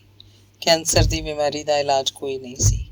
ਕੈਂਸਰ ਵਾਲੇ ਅੰਗ ਨੂੰ ਕੱਟ ਵੀ ਦੇਈਏ ਤਾਂ ਵੀ ਪਤਾ ਨਹੀਂ ਲੱਗਦਾ ਕਿ ਉਹਦੀਆਂ ਜੜ੍ਹਾਂ ਫੈਲ ਗਈਆਂ ਸਨ ਕਿ ਨਹੀਂ। ਦੇਰ ਨਾਲ ਪਤਾ ਲੱਗੇ ਤਾਂ ਜੜ੍ਹਾਂ ਫੈਲ ਜਾਂਦੀਆਂ ਨੇ ਤੇ ਅੰਗ ਕੱਟਣ ਨਾਲ ਹੋਈ ਛੇੜਛਾੜ ਕਰਕੇ ਖਤਰਾ ਵੱਧ ਜਾਂਦਾ ਤੇ ਅੰਤ ਜਲਦੀ ਅੱਪੜ ਪੈਂਦਾ। ਚਾਚਾ ਜੀ ਨੂੰ ਮਿਹਦੇ ਦਾ ਕੈਂਸਰ ਸੀ। ਸਾਲ ਪੱਕਾ ਓੜ ਤੋੜ ਚੱਲਦਾ ਰਿਹਾ। ਪਤਾ ਨਹੀਂ ਲੱਗਾ ਕਿ ਬਿਮਾਰੀ ਕੀ ਹੈ। ਤਫਤੀਸ਼ ਲਈ ਮੌਂਟੋ ਟੈਸਟ ਹੋਇਆ, ਨਤੀਜਾ ਨਹੀਂ। ਜਿਗਰ ਦਾ ਟੈਸਟ ਹੋਇਆ, ਕੋਈ ਪਤਾ ਨਹੀਂ ਲੱਗਾ। ਮਲੇਰੀਆ? ਨਹੀਂ। ਟਾਈਫਾਇਡ? ਨਹੀਂ। ਦਿੱਲੀ ਦਾਖਲ ਹੋਏ, ਕੁਝ ਨਹੀਂ ਲੱਭਾ। ਹਕੀਮ ਕੋਲ ਗਏ, ਦਵਾਈ ਦਿੰਦੇ ਬੁਖਾਰ ਲੈ ਜਾਂਦਾ। 8-10 ਦਿਨਾਂ ਪਿੱਛੋਂ ਦਵਾਈ ਅਸਰ ਕਰਨੋਂ ਹਟ ਜਾਂਦੀ, ਵਾਪਸ ਪਰਤ ਆਏ। ਅਖੀਰ ਤੇ ਜਦੋਂ ਪਤਾ ਲੱਗਾ ਉਦੋਂ ਤਾਈਂ ਬੜੀ ਦੇਰ ਹੋ ਗਈ ਸੀ। ਖੂਨ ਦੀ ਉਲਟੀ ਆਈ, ਹਸਪਤਾਲ ਲੈ ਗਏ। ਉਹਨਾਂ ਪੇਟ ਦਾ ਬੇਰੀਅਮ ਐਕਸਰੇ ਕੀਤਾ। ਐਡੀ ਵੱਡੀ ਰਸੌਲੀ ਸੀ। ਅੱਧੀ ਰਾਤੀ ਖੂਨ ਦੀ ਲੋੜ ਪਈ। ਪੁੱਤਰਾਂ ਨੇ ਦਿੱਤਾ, ਨੂੰਹਾਂ ਨੇ ਦਿੱਤਾ। ਹੌਲੀ ਹੌਲੀ ਸਾਰੇ ਰਿਸ਼ਤੇਦਾਰ ਆਉਂਦੇ ਗਏ, ਖੂਨ ਦਿੰਦੇ ਰਹੇ। ਮੈਂ ਵੀ 1 ਯੂਨਿਟ ਖੂਨ ਦਿੱਤਾ। ਖੁਸ਼ੀ ਹੋਈ ਮੈਨੂੰ ਕਿ ਮੈਂ ਵੀ ਉਹਨਾਂ ਦੀ ਲੋੜ ਵੇਲੇ ਕੰਮ ਆਇਆ ਸਾਂ। ਖੂਨ ਟੱਟੀ ਰਾਹੀਂ ਵਗੀ ਜਾਂਦਾ। ਅਮਰੀਕਾ ਤੋਂ ਹਰਿੰਦਰ ਵੀ ਆ ਗਿਆ। ਹਸਪਤਾਲ ਵਿੱਚ ਹੀ ਮੁਲਾਕਾਤ ਹੋਈ। ਅੰਗ 8ਵਾਂ। ਭਾਵੇਂ ਚਾਚਾ ਜੀ ਬਿਮਾਰ ਪਏ ਸਨ, ਫਿਰ ਵੀ ਹਰਿੰਦਰ ਮੈਨੂੰ ਕਹਿਣ ਲੱਗਾ, ਚੱਲ ਉਹਦੀ ਗਲੀ ਚੱਲੀਏ। ਉਸ ਗਲੀ? ਮੈਂ ਸ਼ਰਾਰਤ ਨਾਲ ਪੁੱਛਿਆ। ਅੱਗੋਂ ਚੁੱਪ ਰਿਹਾ। ਮੇਰੇ ਕੋਲ ਸਕੂਟਰ ਸੀ, ਪਿੱਛੇ ਬਿਠਾ ਲਿਆ। ਉਹਦੇ ਘਰ ਜਾਏਗਾ? ਮੈਂ ਭੱਜਦੇ ਸਕੂਟਰ ਦੀ ਸ਼ੋਰ 'ਚ ਪਿੱਛੇ ਮੂੰਹ ਕਰਕੇ ਪੁੱਛਿਆ। ਚੱਲ ਤੇ ਸਹੀ ਪਹਿਲੋਂ ਹੀ। ਗਲੀ ਦੇ ਮੋੜ 'ਤੇ ਅੱਪੜ ਕੇ ਮੈਂ ਸਕੂਟਰ ਰੋਕ ਲਿਆ। ਹਰਿੰਦਰ ਨੂੰ ਉਤਰਨ ਲਈ ਕਿਹਾ। ਕੀ ਗੱਲ, ਅੱਗੇ ਨਹੀਂ ਜਾਣਾ? ਕੋਈ ਬੰਦ ਗਲੀ 'ਚ ਸਕੂਟਰ ਵਾੜ ਕੇ ਕੀ ਕਰਾਂਗਾ? ਚੱਲ ਤੇ ਸਹੀ, ਉੱਥੇ ਜਾ ਕੇ ਪਤਾ ਲੱਗੇਗਾ। ਗਲੀ ਦੇ ਸਿਰੇ 'ਤੇ ਅੱਪੜ ਕੇ ਪਤਾ ਲੱਗਾ ਬੀਨਾ ਦੇ ਘਰ ਦਾ ਬੂਹਾ ਢੁੱਕਾ ਹੋਇਆ ਸੀ। ਲੋਹਾਰੀਆਂ ਦਾ ਬੂਹਾ ਵੀ ਆਮ ਵਾਂਗ ਬੰਦ ਸੀ। ਜਿਸ ਘਰ 'ਚ ਹਰਿੰਦਰ ਹੋਰੀ ਰਹਿੰਦੇ ਸਨ, ਉਹ ਘਰ ਛੱਡਿਆਂ ਕਈ ਸਾਲ ਹੋ ਗਏ ਸਨ। ਉਹ ਘਰ ਮੁਸਲਮਾਨੀ ਜਾਇਦਾਦ ਸੀ ਤੇ ਕਿਸੇ ਹੋਰ ਦੇ ਨਾਂ ਲੱਗ ਗਈ ਸੀ। ਉਹ ਘਰ ਮੈਨੂੰ ਓਪਰਾ ਪਿਆ ਲੱਗਦਾ ਸੀ। ਜਦੋਂ ਹਰਿੰਦਰ ਇਸ ਘਰ 'ਚ ਰਹਿੰਦਾ ਸੀ, ਉਦੋਂ ਇਹ ਘਰ ਆਪਣਾ ਲੱਗਦਾ ਸੀ। ਹਰਿੰਦਰ ਨੂੰ ਇਹ ਘਰ ਵੀ ਓਪਰਾ ਲੱਗਦਾ ਹੋਣਾ। ਹੁਣ ਤੇ ਹਰਿੰਦਰ ਨੂੰ ਬੀਨਾ ਦਾ ਘਰ ਵੀ ਓਪਰਾ ਲੱਗਦਾ ਹੋਣਾ। ਪੁੱਛਿਆ ਨਹੀਂ। ਸਕੂਟਰ ਲਾਹੌਰੀਆਂ ਦੇ ਘਰ ਦੀ ਸਾਹਮਣੀ ਕੰਧ ਨਾਲ ਖੜਾ ਕੀਤਾ। ਹਰਿੰਦਰ ਬੀਨਾ ਦੇ ਘਰ ਵੱਲ ਔਲਿਆ। ਬੂਹੇ ਅੱਗੇ ਅੱਪੜ ਕੇ ਰੁਕ ਗਿਆ। ਸਕੂਟਰ ਕੋਲ ਖਲਾ ਮੈਂ ਤੱਕਦਾ ਰਿਹਾ। ਮੈਨੂੰ ਜਾਪਿਆ ਇੰਨੇ ਸਾਲਾਂ ਵਿੱਚੋਂ ਹਰਿੰਦਰ ਦੇ ਮਨ 'ਚ ਵੀ ਝਾਕਾ ਆ ਗਿਆ। ਮੇਰੇ ਮਨ 'ਚ ਹਰਿੰਦਰ ਦਾ ਝਾਕਾ ਵੇਖ ਕੇ ਕੁਤਕੁਤਾੜੀਆਂ ਜਿਹੀਆਂ ਹੋਈਆਂ। ਵੇਖੀਏ, ਅੱਗੇ ਹੋ ਕੇ ਹਰਿੰਦਰ ਨੇ ਬੂਹਾ ਟਕੋਰਿਆ। ਅੰਦਰੋਂ ਆਵਾਜ਼ ਆਈ। ਬੂਹਾ ਖੁੱਲਿਆ। ਸਾਫ਼ ਸਫਾਈ ਵਾਲੀ ਮਾਈ ਸੀ। ਆਂਟੀ ਹੈਗੇ? ਆਹੋ, ਲੰਘ ਆਓ। ਹਰਿੰਦਰ ਨੇ ਮੇਰੇ ਵੱਲ ਤੱਕਿਆ। ਆ ਜਾ। ਪਹਿਲੀ ਵਾਰੀ ਇਸ ਘਰ 'ਚ ਵੜਨ ਲੱਗਾ ਸਾਂ। 16 ਸਾਲ ਪਹਿਲੇ ਜਿਹੜੀ ਪੁੱਛ ਬੀਨਾ ਕੋਲੋਂ ਕੀਤੀ ਸੀ, ਉਹਦਾ ਜਵਾਬ ਹਾਲੇ ਵੀ ਮੇਰੇ ਮਨ 'ਚ ਤਾਰ ਸਕਦਾ ਸੀ। ਅੰਦਰ ਵਿਹੜੇ ਵਿਚਕਾਰ ਆਂਟੀ, ਬੀਨਾ ਦੇ ਮੰਮੀ ਸਾਡੇ ਵੱਲ ਆਉਂਦੇ ਆਉਂਦੇ ਠਠੰਬਰ ਕੇ ਖਲੋ ਗਏ। ਪਲਕੋ ਵਿੱਚ ਹੀ ਆਂਟੀ ਨੇ ਪਛਾਣਨ ਪਿੱਛੋਂ ਚਾਅ ਜਿਹੇ ਨਾਲ ਆਓ ਆਓ ਸਾਡੇ ਅੱਗੇ ਅੱਗੇ ਉਹਨਾਂ ਸੱਜੇ ਹੱਥ ਬਣੀ ਬੈਠਕ ਦਾ ਪਰਦਾ ਹਟਾ ਕੇ ਆਓ ਕਿਹਾ। ਅੰਦਰ ਲੱਗੇ ਸੋਫਿਆਂ ਤੇ ਬੈਠ ਗਏ। ਅੱਜ 16 ਸਾਲਾਂ ਪਿੱਛੋਂ ਹਰਿੰਦਰ ਇਸ ਘਰ ਵਿੱਚ ਇਸ ਬੈਠਕ 'ਚ ਆਇਆ ਸੀ। ਮੇਰਾ ਦਿਲ ਧੜਕ ਰਿਹਾ ਸੀ। ਹਰਿੰਦਰ ਦਾ ਪਤਾ ਨਹੀਂ। ਸੋਫੇ ਤੇ ਬਹਿਣ ਪਿੱਛੋਂ ਮੈਂ ਹਰਿੰਦਰ ਵੱਲ ਤੱਕਿਆ। ਉਹਦਾ ਚਿਹਰਾ ਨਿਰਭਾਵ ਸੀ। ਦਿਲ ਦਾ ਪਤਾ ਨਹੀਂ ਉਹ ਕੀ ਸੋਚਦਾ ਸੀ। ਮੈਂ ਸੋਚਦਾ ਸਾਂ ਇੰਨੇ ਸਾਲਾਂ 'ਚ ਦੁਨੀਆ ਕਿੰਨੀ ਬਦਲ ਗਈ ਹੈ। 10 ਸਾਲ ਪਹਿਲਾਂ ਹਰਿੰਦਰ ਆਇਆ ਸੀ। ਬੀਨਾ ਨੂੰ ਮਿਲਣ ਵੀ ਨਹੀਂ ਗਿਆ। ਮਿਲਣ ਕਿਵੇਂ ਜਾਂਦਾ? ਬੀਨਾ ਦੀ ਸ਼ਾਦੀ ਹੋ ਗਈ ਸੀ। ਉਹਦੇ ਸਹੁਰੇ ਘਰ ਦਾ ਪਤਾ ਕਿਵੇਂ ਕਰਦਾ? ਉਹਨੇ ਪਤਾ ਕੀਤਾ ਹੀ ਨਹੀਂ। ਸ਼ਾਇਦ ਅਮਰੀਕਨਾਂ ਵਾਂਗ ਉਹ ਵੀ ਤੂੰ ਕੌਣ ਮੈਂ ਕੌਣ ਬਣ ਗਿਆ ਹੋਵੇ। ਸ਼ਾਇਦ ਇਸ ਲਈ ਨਾ ਗਿਆ ਹੋਵੇ ਕਿ ਉਹ ਵੀ ਤੇ ਸ਼ਾਦੀ ਕਰਾਉਣ ਹੀ ਆਇਆ ਸੀ। ਆਉਣ ਤੋਂ ਪਹਿਲਾਂ ਚਾਚਾ ਜੀ ਨੂੰ ਲਿਖ ਭੇਜਿਆ, ਅਖਬਾਰ 'ਚ ਇਸ਼ਤਿਹਾਰ ਦੇ ਦਿਓ। ਪਹਿਲੇ ਤੇ ਚਾਚਾ ਜੀ ਨੇ ਉਹਨੂੰ ਕਈ ਵਾਰ ਲਿਖਿਆ ਸੀ, ਤੇਰੇ ਵਾਸਤੇ ਕੁੜੀ ਵੇਖੀਏ, ਆਉਣ ਤੋਂ ਪਹਿਲਾਂ ਲਿਖ ਦੇਂ, ਕਿਧਰੇ ਗੱਲ ਕਰ ਰੱਖਾਂਗੇ। ਤੈਨੂੰ ਕਿਹੋ ਜਿਹੀ ਲੜਕੀ ਚਾਹੀਦੀ ਹੈ? ਹਰ ਵਾਰੀ ਨਾ ਕਰ ਦਿੰਦਾ। ਤੈਨੂੰ ਜੇ ਕੋਈ ਉੱਥੇ ਹੀ ਪਸੰਦ ਆਈ ਹੈ ਤਾਂ ਸਾਨੂੰ ਲਿਖ ਭੇਜ, ਅਸੀਂ ਵਿਹਲੇ ਹੋ ਕੇ ਬਹਿ ਜਾਈਏ। ਸਿਰਫ ਉਦੋਂ ਹੀ ਉਹਨੇ ਹਾਮੀ ਭਰੀ ਜਦੋਂ ਉਹਦੀ ਪੜ੍ਹਾਈ ਖਤਮ ਹੋਣ ਪਿੱਛੋਂ ਉਹਦੀ ਇੱਕ ਚੰਗੀ ਟੂਲ ਡਿਜ਼ਾਈਨਿੰਗ ਕੰਪਨੀ 'ਚ ਨੌਕਰੀ ਲੱਗ ਗਈ। ਘਰ ਬਣਾ ਲਿਆ, ਘਰ ਦੀਆਂ ਚੀਜ਼ਾਂ ਵਸਤਾਂ ਬਣਾ ਲਈਆਂ। ਇੱਕ ਸਾਂਝਾ ਦੋਸਤ ਜਦੋਂ ਅਮਰੀਕਾ ਤੋਂ ਹੋ ਕੇ ਆਇਆ ਤਾਂ ਉਹਨੇ ਦੱਸਿਆ, ਕੋਈ ਐਸੀ ਵਰਤੋਂ ਦੀ ਮਸ਼ੀਨ ਨਹੀਂ ਜਿਹੜੀ ਹਰਿੰਦਰ ਦੇ ਘਰ ਨਾ ਹੋਵੇ। ਮੈਨੂੰ ਉਹਦੀ ਗੱਲ ਵਿੱਚੋਂ ਈਰਖਾ ਦੀ ਸੁਰ ਸੁਣਾਈ ਦਿੱਤੀ। ਮੈਂ ਹੈਰਾਨ ਹੋਇਆ ਸਾਂ, ਪਰ ਇੱਕ ਨਿੱਕਾ ਜਿਹਾ ਖਿਆਲ ਮੇਰੇ ਮਨ 'ਚ ਵੀ ਆਇਆ ਸੀ, ਕਾਸ਼ ਅਸੀਂ ਵੀ ਅਮਰੀਕਾ ਜਾ ਸਕਦੇ। ਚਾਚਾ ਜੀ ਨੇ ਕਈ ਕੁੜੀਆਂ ਵਿਖਾਈਆਂ। ਉਹ ਸਿੱਖਾਂ ਦੇ ਘਰਾਂ ਦੀਆਂ ਕੁੜੀਆਂ ਹੀ ਤੱਕਦੇ ਸਨ। ਕਈ ਘਰ ਹਰਿੰਦਰ ਦੇ ਕੱਟੇ ਵਾਲਾਂ ਨੂੰ ਵੇਖ ਕੇ ਮੁੜ ਜਾਂਦੇ। ਉੱਥੇ ਚਾਚਾ ਜੀ ਦੀ ਸ਼ੋਭਾ ਸੁਣ ਕੇ ਆਉਂਦੇ ਸਨ। ਅੱਗੋਂ ਹਰਿੰਦਰ ਦਾ ਮੁਹਾਂਦਰਾ ਵੇਖ ਕੇ ਪਰਤ ਜਾਂਦੇ। ਕਈ ਮਾਪਿਆਂ ਨੇ ਹਰਿੰਦਰ ਦੀ ਐਲੂਮੀਨੀਅਮ ਦੀ ਪਲੇਟ 'ਤੇ ਬਣੀ ਉਹਦੀ ਇੰਜੀਨੀਅਰਿੰਗ ਦੀ ਡਿਗਰੀ ਦੀ ਫੋਟੋ ਵੀ ਤੱਕੀ, ਤਾਂ ਵੀ ਉਹਨਾਂ ਦਾ ਮਨ ਨਹੀਂ ਵਿਸਿਆ। ਕਈ ਪਾਸੇ ਝਾਤੀ ਮਾਰੀ। ਵੀਰ ਜੀ ਨੂੰ ਵੀ ਚਾਚਾ ਜੀ ਨੇ ਕਿਹਾ, ਆਪਣੇ ਸਹੁਰਿਆਂ ਵਿੱਚੋਂ ਹੀ ਲੱਭ, ਤੇਰਾ ਸਾਲਾ ਵੀ ਤੇ ਮੋਨਾ ਹੈ, ਉਹਨਾਂ ਦੇ ਟੱਬਰ 'ਚੋਂ ਕੋਈ ਕੁੜੀ ਹੋਏਗੀ। ਲੱਗਦਾ ਸੀ ਚਾਚਾ ਜੀ ਉਮੀਦ ਲਾਈ ਬੈਠੇ ਸਨ। ਇੰਝ ਲੱਗਦਾ ਜਿਵੇਂ ਹਰਿੰਦਰ ਨੂੰ ਖਾਲੀ ਹੱਥ ਵਾਪਸ ਜਾਣਾ ਪਏਗਾ। ਮੈਨੂੰ ਵੀ ਉਹਨੇ ਕਿਹਾ, ਤੂੰ ਹੀ ਆਪਣੇ ਸਹੁਰਿਓਂ ਲਿਆ ਕੋਈ। ਮੈਂ ਚੁੱਪ ਰਿਹਾ ਸੀ। ਮੇਰੇ ਸਹੁਰੇ ਤੇ ਕੱਟੜ ਸਿੱਖ ਸਨ, ਉਹਨਾਂ ਨਾਲ ਤੇ ਗੱਲ ਵੀ ਨਹੀਂ ਸੀ ਹੋ ਸਕਦੀ। ਭਲਾ ਹੋਏ ਭਰਜਾਈ ਦਾ। ਉਹ ਆਪਣੇ ਨਾਨਕਿਆਂ ਦੇ ਘਰਾਂ 'ਤੇ ਨਜ਼ਰ ਮਾਰ ਕੇ ਕਹਿਣ ਲੱਗੀ, ਹੈ ਤੇ ਸਹੀ ਮੇਰੀ ਮਾਮੀ ਦੀ ਭਤੀਜੀ, ਪਤਾ ਕਰ ਲੈਂਦੇ ਹਾਂ। ਹਰਿੰਦਰ ਨੂੰ ਲੈ ਕੇ ਦਿੱਲੀ ਚਲੀ ਗਈ। ਉੱਥੇ ਕੀ ਹੋਇਆ ਇਹਦਾ ਪਤਾ ਮੈਨੂੰ ਹਰਿੰਦਰ ਕੋਲੋਂ ਉਦੋਂ ਲੱਗਾ ਜਦੋਂ ਮੰਗਣੀ ਕਰਾ ਕੇ ਵਾਪਸ ਆਇਆ ਤੇ ਸ਼ਾਦੀ ਤੇ ਮੈਨੂੰ ਲਿਜਾਣ ਲਈ ਸੱਦਾ ਦੇਣ ਆਇਆ। ਕਿਵੇਂ ਬਣੀ ਫਿਰ ਗੱਲ? ਕੁਝ ਨਹੀਂ, ਪਹਿਲਾਂ ਉਹਨਾਂ ਦੇ ਘਰ ਗਏ, ਫਿਰ ਮੈਂ ਤੇ ਸ਼ੀਲਾ ਇਕੱਲੇ ਹੋਟਲ 'ਚ ਮਿਲੇ। ਕਿੰਜ ਦੀ ਲੱਗੀ ਫਿਰ ਭਾਬੀ? ਠੀਕ ਹੈ, ਫਿਜ਼ਿਕਸ ਦੀ MSc ਹੈ, ਚੰਗੀ ਨੌਕਰੀ ਮਿਲ ਜਾਏਗੀ। ਫਿਰ ਨੌਕਰੀ ਵਾਸਤੇ ਲੱਭੀ ਹੈ? ਨਹੀਂ ਹੋਏ, ਉੱਥੇ ਸਾਰੇ ਕੰਮ ਕਰਦੇ ਆ। ਇਹਨੂੰ ਜ਼ਰਾ ਚੰਗੇਰੀ ਨੌਕਰੀ ਮਿਲ ਜਾਏਗੀ। ਖੈਰ, ਕਰ ਮੌਜਾਂ। ਹੋਰ ਕੋਈ ਗੱਲ? ਉਹਦਾ ਪਿਓ ਬੜਾ ਗਲਾਦੜੀਏ, ਬੋਲਣੋਂ ਹਟਦਾ ਹੀ ਨਹੀਂ। ਤੂੰ ਜੋ ਘੱਟ ਬੋਲਦਾ ਬਰਾਬਰ ਹੋ ਗਿਆ। ਉਹ ਵੀ ਬੜਾ ਬੋਲਦੀ ਹੈ, ਇਹ ਮਾੜੀ ਗੱਲ ਹੈ। ਕਿਵੇਂ? ਬਾਹਲਾ ਬੋਲਣ ਵਾਲੀਆਂ ਝਗੜਾਲੂ ਹੁੰਦੀਆਂ ਨੇ। ਤੈਨੂੰ ਕਿਵੇਂ ਪਤਾ? ਹੈ ਸਾਡੇ ਘਰਾਂ 'ਚ ਇੱਕ ਚਾਚੀ, ਚਾਚਾ ਸਾਰੀ ਉਮਰ ਕੁੜਦਾ ਹੀ ਰਿਹਾ। ਫਿਰ ਨਾ ਕਰਾਵਾਂ ਵਿਆਹ? ਉਹ ਨਹੀਂ, ਮੇਰਾ ਇਹ ਮਤਲਬ ਨਹੀਂ। ਮੈਂ ਤੇ ਉਂਝ ਹੀ ਗੱਲ ਕੀਤੀ ਸੀ, ਖੌਰੇ ਉੱਥੇ ਜਾ ਕੇ ਸਿੱਧੀ ਹੋ ਜਾਏ। ਗੱਲ ਮੁੱਕਾ ਗਈ, ਪਰ ਮੇਰੇ ਮਨ 'ਚ ਤੌਖਲਾ ਬਣਿਆ ਰਿਹਾ। ਫਿਰ ਗੱਲ ਵਿਸਰ ਗਈ। ਅੰਗ 9। ਮੈਂ ਸੋਚਿਆ, ਬੀਨਾ ਵਿਆਹੀ ਗਈ, ਇੱਕ ਮੁੰਡਾ ਵੀ ਉਹਦੇ ਹੋ ਗਿਆ, ਇੱਕ ਕੁੜੀ ਵੀ ਹੈ। ਇੰਨੇ ਸਾਲਾਂ ਪਿੱਛੋਂ ਇੱਥੇ ਕੀ ਲੈਣਾ ਹੈ? ਬੀਨਾ ਦੀ ਮੰਮੀ ਸਾਨੂੰ ਸੋਫੇ 'ਤੇ ਬਿਠਾ ਕੇ ਮਾਈ ਨੂੰ ਵਿਹੜੇ ਵਿੱਚ ਜਾ ਕੇ, ਰਾਣੀ ਪਹਿਲਾਂ ਪਾਣੀ ਦੇ ਫਿਰ ਚਾਹ, ਕਹਿੰਦੇ ਸੁਣੀ। ਮੈਂ ਹਰਿੰਦਰ ਵੱਲ ਤੱਕਿਆ। ਉਹਦਾ ਧਿਆਨ ਕੰਧ 'ਤੇ ਲੱਗੀ ਬੀਨਾ ਦੇ ਪਿਓ ਦੀ ਫੋਟੋ ਵੱਲ ਸੀ। ਇੱਕ ਸੁਨਹਿਰੀ ਹਾਰ ਫੋਟੋ ਉੱਤੇ ਚੜ੍ਹਾਇਆ ਲੱਗਦਾ ਸੀ। ਮੈਂ ਵੀ ਉਸ ਫੋਟੋ ਵੱਲ ਤੱਕ ਕੇ ਅਟਕਲ ਲਾਈ। ਲੱਗਦਾ ਗੁਜ਼ਰ ਗਏ ਨੇ। ਆਂਟੀ ਆ ਕੇ ਸਾਡੇ ਸਾਹਮਣੇ ਬਹਿ ਗਈ। ਹਰਿੰਦਰ ਨੇ ਫੋਟੋ ਵੱਲ ਤੱਕ ਕੇ ਪੁੱਛਿਆ, ਅੰਕਲ ਕਦੋਂ ਕੁ? 5 ਸਾਲ ਹੋ ਗਏ ਨੇ ਉਹਨਾਂ ਨੂੰ ਗਿਆ। ਬੀਨਾ ਦੇ ਵਿਆਹ ਤੋਂ ਪਹਿਲਾਂ ਹੀ। ਉਹਨਾਂ ਤੋਂ ਪਿੱਛੋਂ ਬੀਨਾ ਦਾ ਵਿਆਹ ਹੋਇਆ, ਉਹਦੇ ਘਰ ਬਾਲ ਹੋਏ। ਉਹਨਾਂ ਨੇ ਕੋਈ ਖੁਸ਼ੀ ਨਹੀਂ ਵੇਖੀ। ਆਂਟੀ ਦੀਆਂ ਅੱਖਾਂ ਸਿੱਲੀਆਂ ਜਾਪੀਆਂ। ਹੋਰ ਤੂੰ ਸੁਣਾ, ਅੱਜ ਕੱਲ੍ਹ ਕਿੱਥੇ ਹੁੰਨਾ? ਮੈਂ ਤੇ ਅੱਜ ਕੱਲ੍ਹ ਬਾਲਟੀਮੋਰ ਹੁੰਨਾ। ਨੌਕਰੀ ਕਰਦਾ ਕਿ ਆਪਣਾ ਕੰਮ ਹੀ? ਹਰਿੰਦਰ ਦਾ ਮੂੰਹ ਝੌਂ ਗਿਆ। ਮੈਂ ਸਹੀ ਕੀਤਾ, ਆਂਟੀ ਨੇ ਨਹੀਂ ਕੀਤਾ, ਕਿਉਂਕਿ ਉਸੇ ਵੇਲੇ ਰਾਣੀ ਪਾਣੀ ਦੇ ਚਾਹ ਦੋਵੇਂ ਟਰੇ 'ਚ ਰੱਖ ਕੇ ਲੈ ਆਈ। ਬਿਸਕਿਟ ਤੇ ਦਾਲ ਸੇਵੀਆਂ ਵੀ 2 ਪਲੇਟਾਂ 'ਚ ਸਨ। ਰਾਣੀ ਨੇ ਸਾਰੀਆਂ ਚੀਜ਼ਾਂ ਮੇਜ਼ 'ਤੇ ਟਿਕਾ ਦਿੱਤੀਆਂ। ਟਰੇ ਲੈ ਕੇ ਬਾਹਰ ਨਿਕਲ ਗਈ। ਆਂਟੀ ਨੇ ਪਹਿਲਾਂ ਪਾਣੀ ਦੇ ਗਲਾਸ ਸਾਨੂੰ ਫੜਾਏ। ਹਰਿੰਦਰ ਨੇ 2 ਘੁੱਟ ਭਰੇ ਤੇ ਮੇਜ਼ 'ਤੇ ਰੱਖ ਦਿੱਤਾ। ਮੈਨੂੰ ਤੇ ਤ੍ਰੇਹ ਲੱਗੀ ਹੋਈ ਸੀ। ਚਾਹ ਪੀਂਦੇ ਆਂਟੀ ਬੋਲਦੇ ਰਹੇ, ਅਸੀਂ ਸੁਣਦੇ ਰਹੇ। ਬੀਨਾ ਦੇ ਬੱਚਿਆਂ ਦੀਆਂ ਆਪਣੀ ਦੋਤਰੀ ਦੀਆਂ ਦੋਤਰੇ ਦੀਆਂ ਬੜੇ ਸ਼ਰਾਰਤੀ ਨੇ। ਜਦੋਂ ਆ ਜਾਣ ਰੌਣਕਾਂ ਲੱਗ ਜਾਂਦੀਆਂ ਨੇ। ਸੱਚੀ ਤੇਰੇ ਕਿੰਨੇ ਬਾਲ ਬੱਚੇ ਨੇ? ਇੱਕੋ ਬੇਟੀ ਏ, ਹੁਣ ਤੇ ਉਹ ਵੀ 6 ਸਾਲਾਂ ਦੀ ਹੋ ਚੱਲੀ ਏ। ਕਿਹੜੀ ਕਲਾਸ 'ਚ ਪੜ੍ਹਦੀ ਏ? ਹਾਲੀ ਤੇ ਪਹਿਲੀ ਵਿੱਚ ਏ। ਉੱਥੇ 6 ਸਾਲਾਂ ਤੋਂ ਪੜ੍ਹਾਈ ਸ਼ੁਰੂ ਹੁੰਦੀ ਏ। ਇੱਥੇ ਤੇ 3 ਸਾਲ ਦੇ ਨੂੰ ਹੀ ਟੰਗ ਦਿੰਦੇ ਨੇ। ਇਹ ਤੇ ਜ਼ੁਲਮ ਹੋਇਆ ਬੱਚੇ ਤੇ। ਸਾਡੇ ਵੇਲੇ ਪੰਜਾਬੀ ਤੇ ਹਿਸਾਬ ਹੀ ਪੜ੍ਹਾਉਂਦੇ ਸਨ। ਹੁਣ ਤੇ ਭਾਜੜੀ ਪਈ ਰਹਿੰਦੀ ਏ। ਬੀਨਾ ਵਿਚਾਰੀ ਨਾਲੇ ਨੌਕਰੀ ਕਰਦੀ ਏ, ਨਾਲੇ ਬਾਲਾਂ ਨਾਲ ਸਿਰ ਖਪਾਉਂਦੀ ਏ। ਉੱਧਰ ਤੇ ਮਾਪਿਆਂ ਕੋਲ ਵਕਤ ਹੀ ਨਹੀਂ ਹੁੰਦਾ। ਤੂੰ ਆਪਣੀ ਨੂੰ ਪੜ੍ਹਾਉਣਾ ਹੈ ਕਿ ਉਹਦੀ ਮਾਂ ਪੜ੍ਹਾਉਂਦੀ ਏ? ਇੱਕ ਵਾਰੀ ਫੇਰ ਹਰਿੰਦਰ ਦਾ ਰੰਗ ਪਲਟ ਗਿਆ, ਪਰ ਮੈਨੂੰ ਪਤਾ ਸੀ ਕਿ ਉਹ ਆਪਣੇ ਦਿਲ ਦੀ ਗੱਲ ਲੁਕਾਉਣ ਦਾ ਮਾਹਿਰ ਏ। ਕਹਿਣ ਲੱਗਾ, ਰਲ ਮਿਲ ਕੇ ਲੱਗੇ ਰਹਿੰਦੇ ਹਾਂ। ਮੈਂ ਹਰਿੰਦਰ ਦੇ ਮੂੰਹ ਵੱਲ ਤੱਕਿਆ। ਮੈਨੂੰ ਪਤਾ ਸੀ ਕਿ ਉਹਦੀ ਦੂਜੀ ਵਹੁਟੀ ਘਰ ਦਾ ਖਿਆਲ ਤੇ ਰੱਖਦੀ ਸੀ, ਪਰ ਕੁੜੀ ਬਾਰੇ ਉਹਦਾ ਕੋਈ ਲਗਾਓ ਨਹੀਂ ਸੀ। ਇਹ ਤੇ ਮੈਨੂੰ ਬੀਨਾ ਦੇ ਪੇਕਿਓਂ ਬਾਹਰ ਆ ਕੇ ਸਕੂਟਰ ਤੇ ਪਰਤਦਿਆਂ ਹਰਿੰਦਰ ਨੇ ਦੱਸਿਆ ਕਿ ਬੇਬੀ ਤੇ ਉਹਦੀ ਮਾਂ ਕੋਲ ਏ। ਕਿ ਉਹ ਤੇਰੇ ਕੋਲ ਨਹੀਂ ਰਹਿੰਦੀ? ਉਹ ਨਹੀਂ ਯਾਰ, ਕੋਰਟ ਨੇ ਬੇਬੀ ਦੀ ਸਪੁਰਦਗੀ ਮਾਂ ਨੂੰ ਕੀਤੀ ਏ। ਤੂੰ ਫਿਰ ਕੀ ਕਰਦਾ?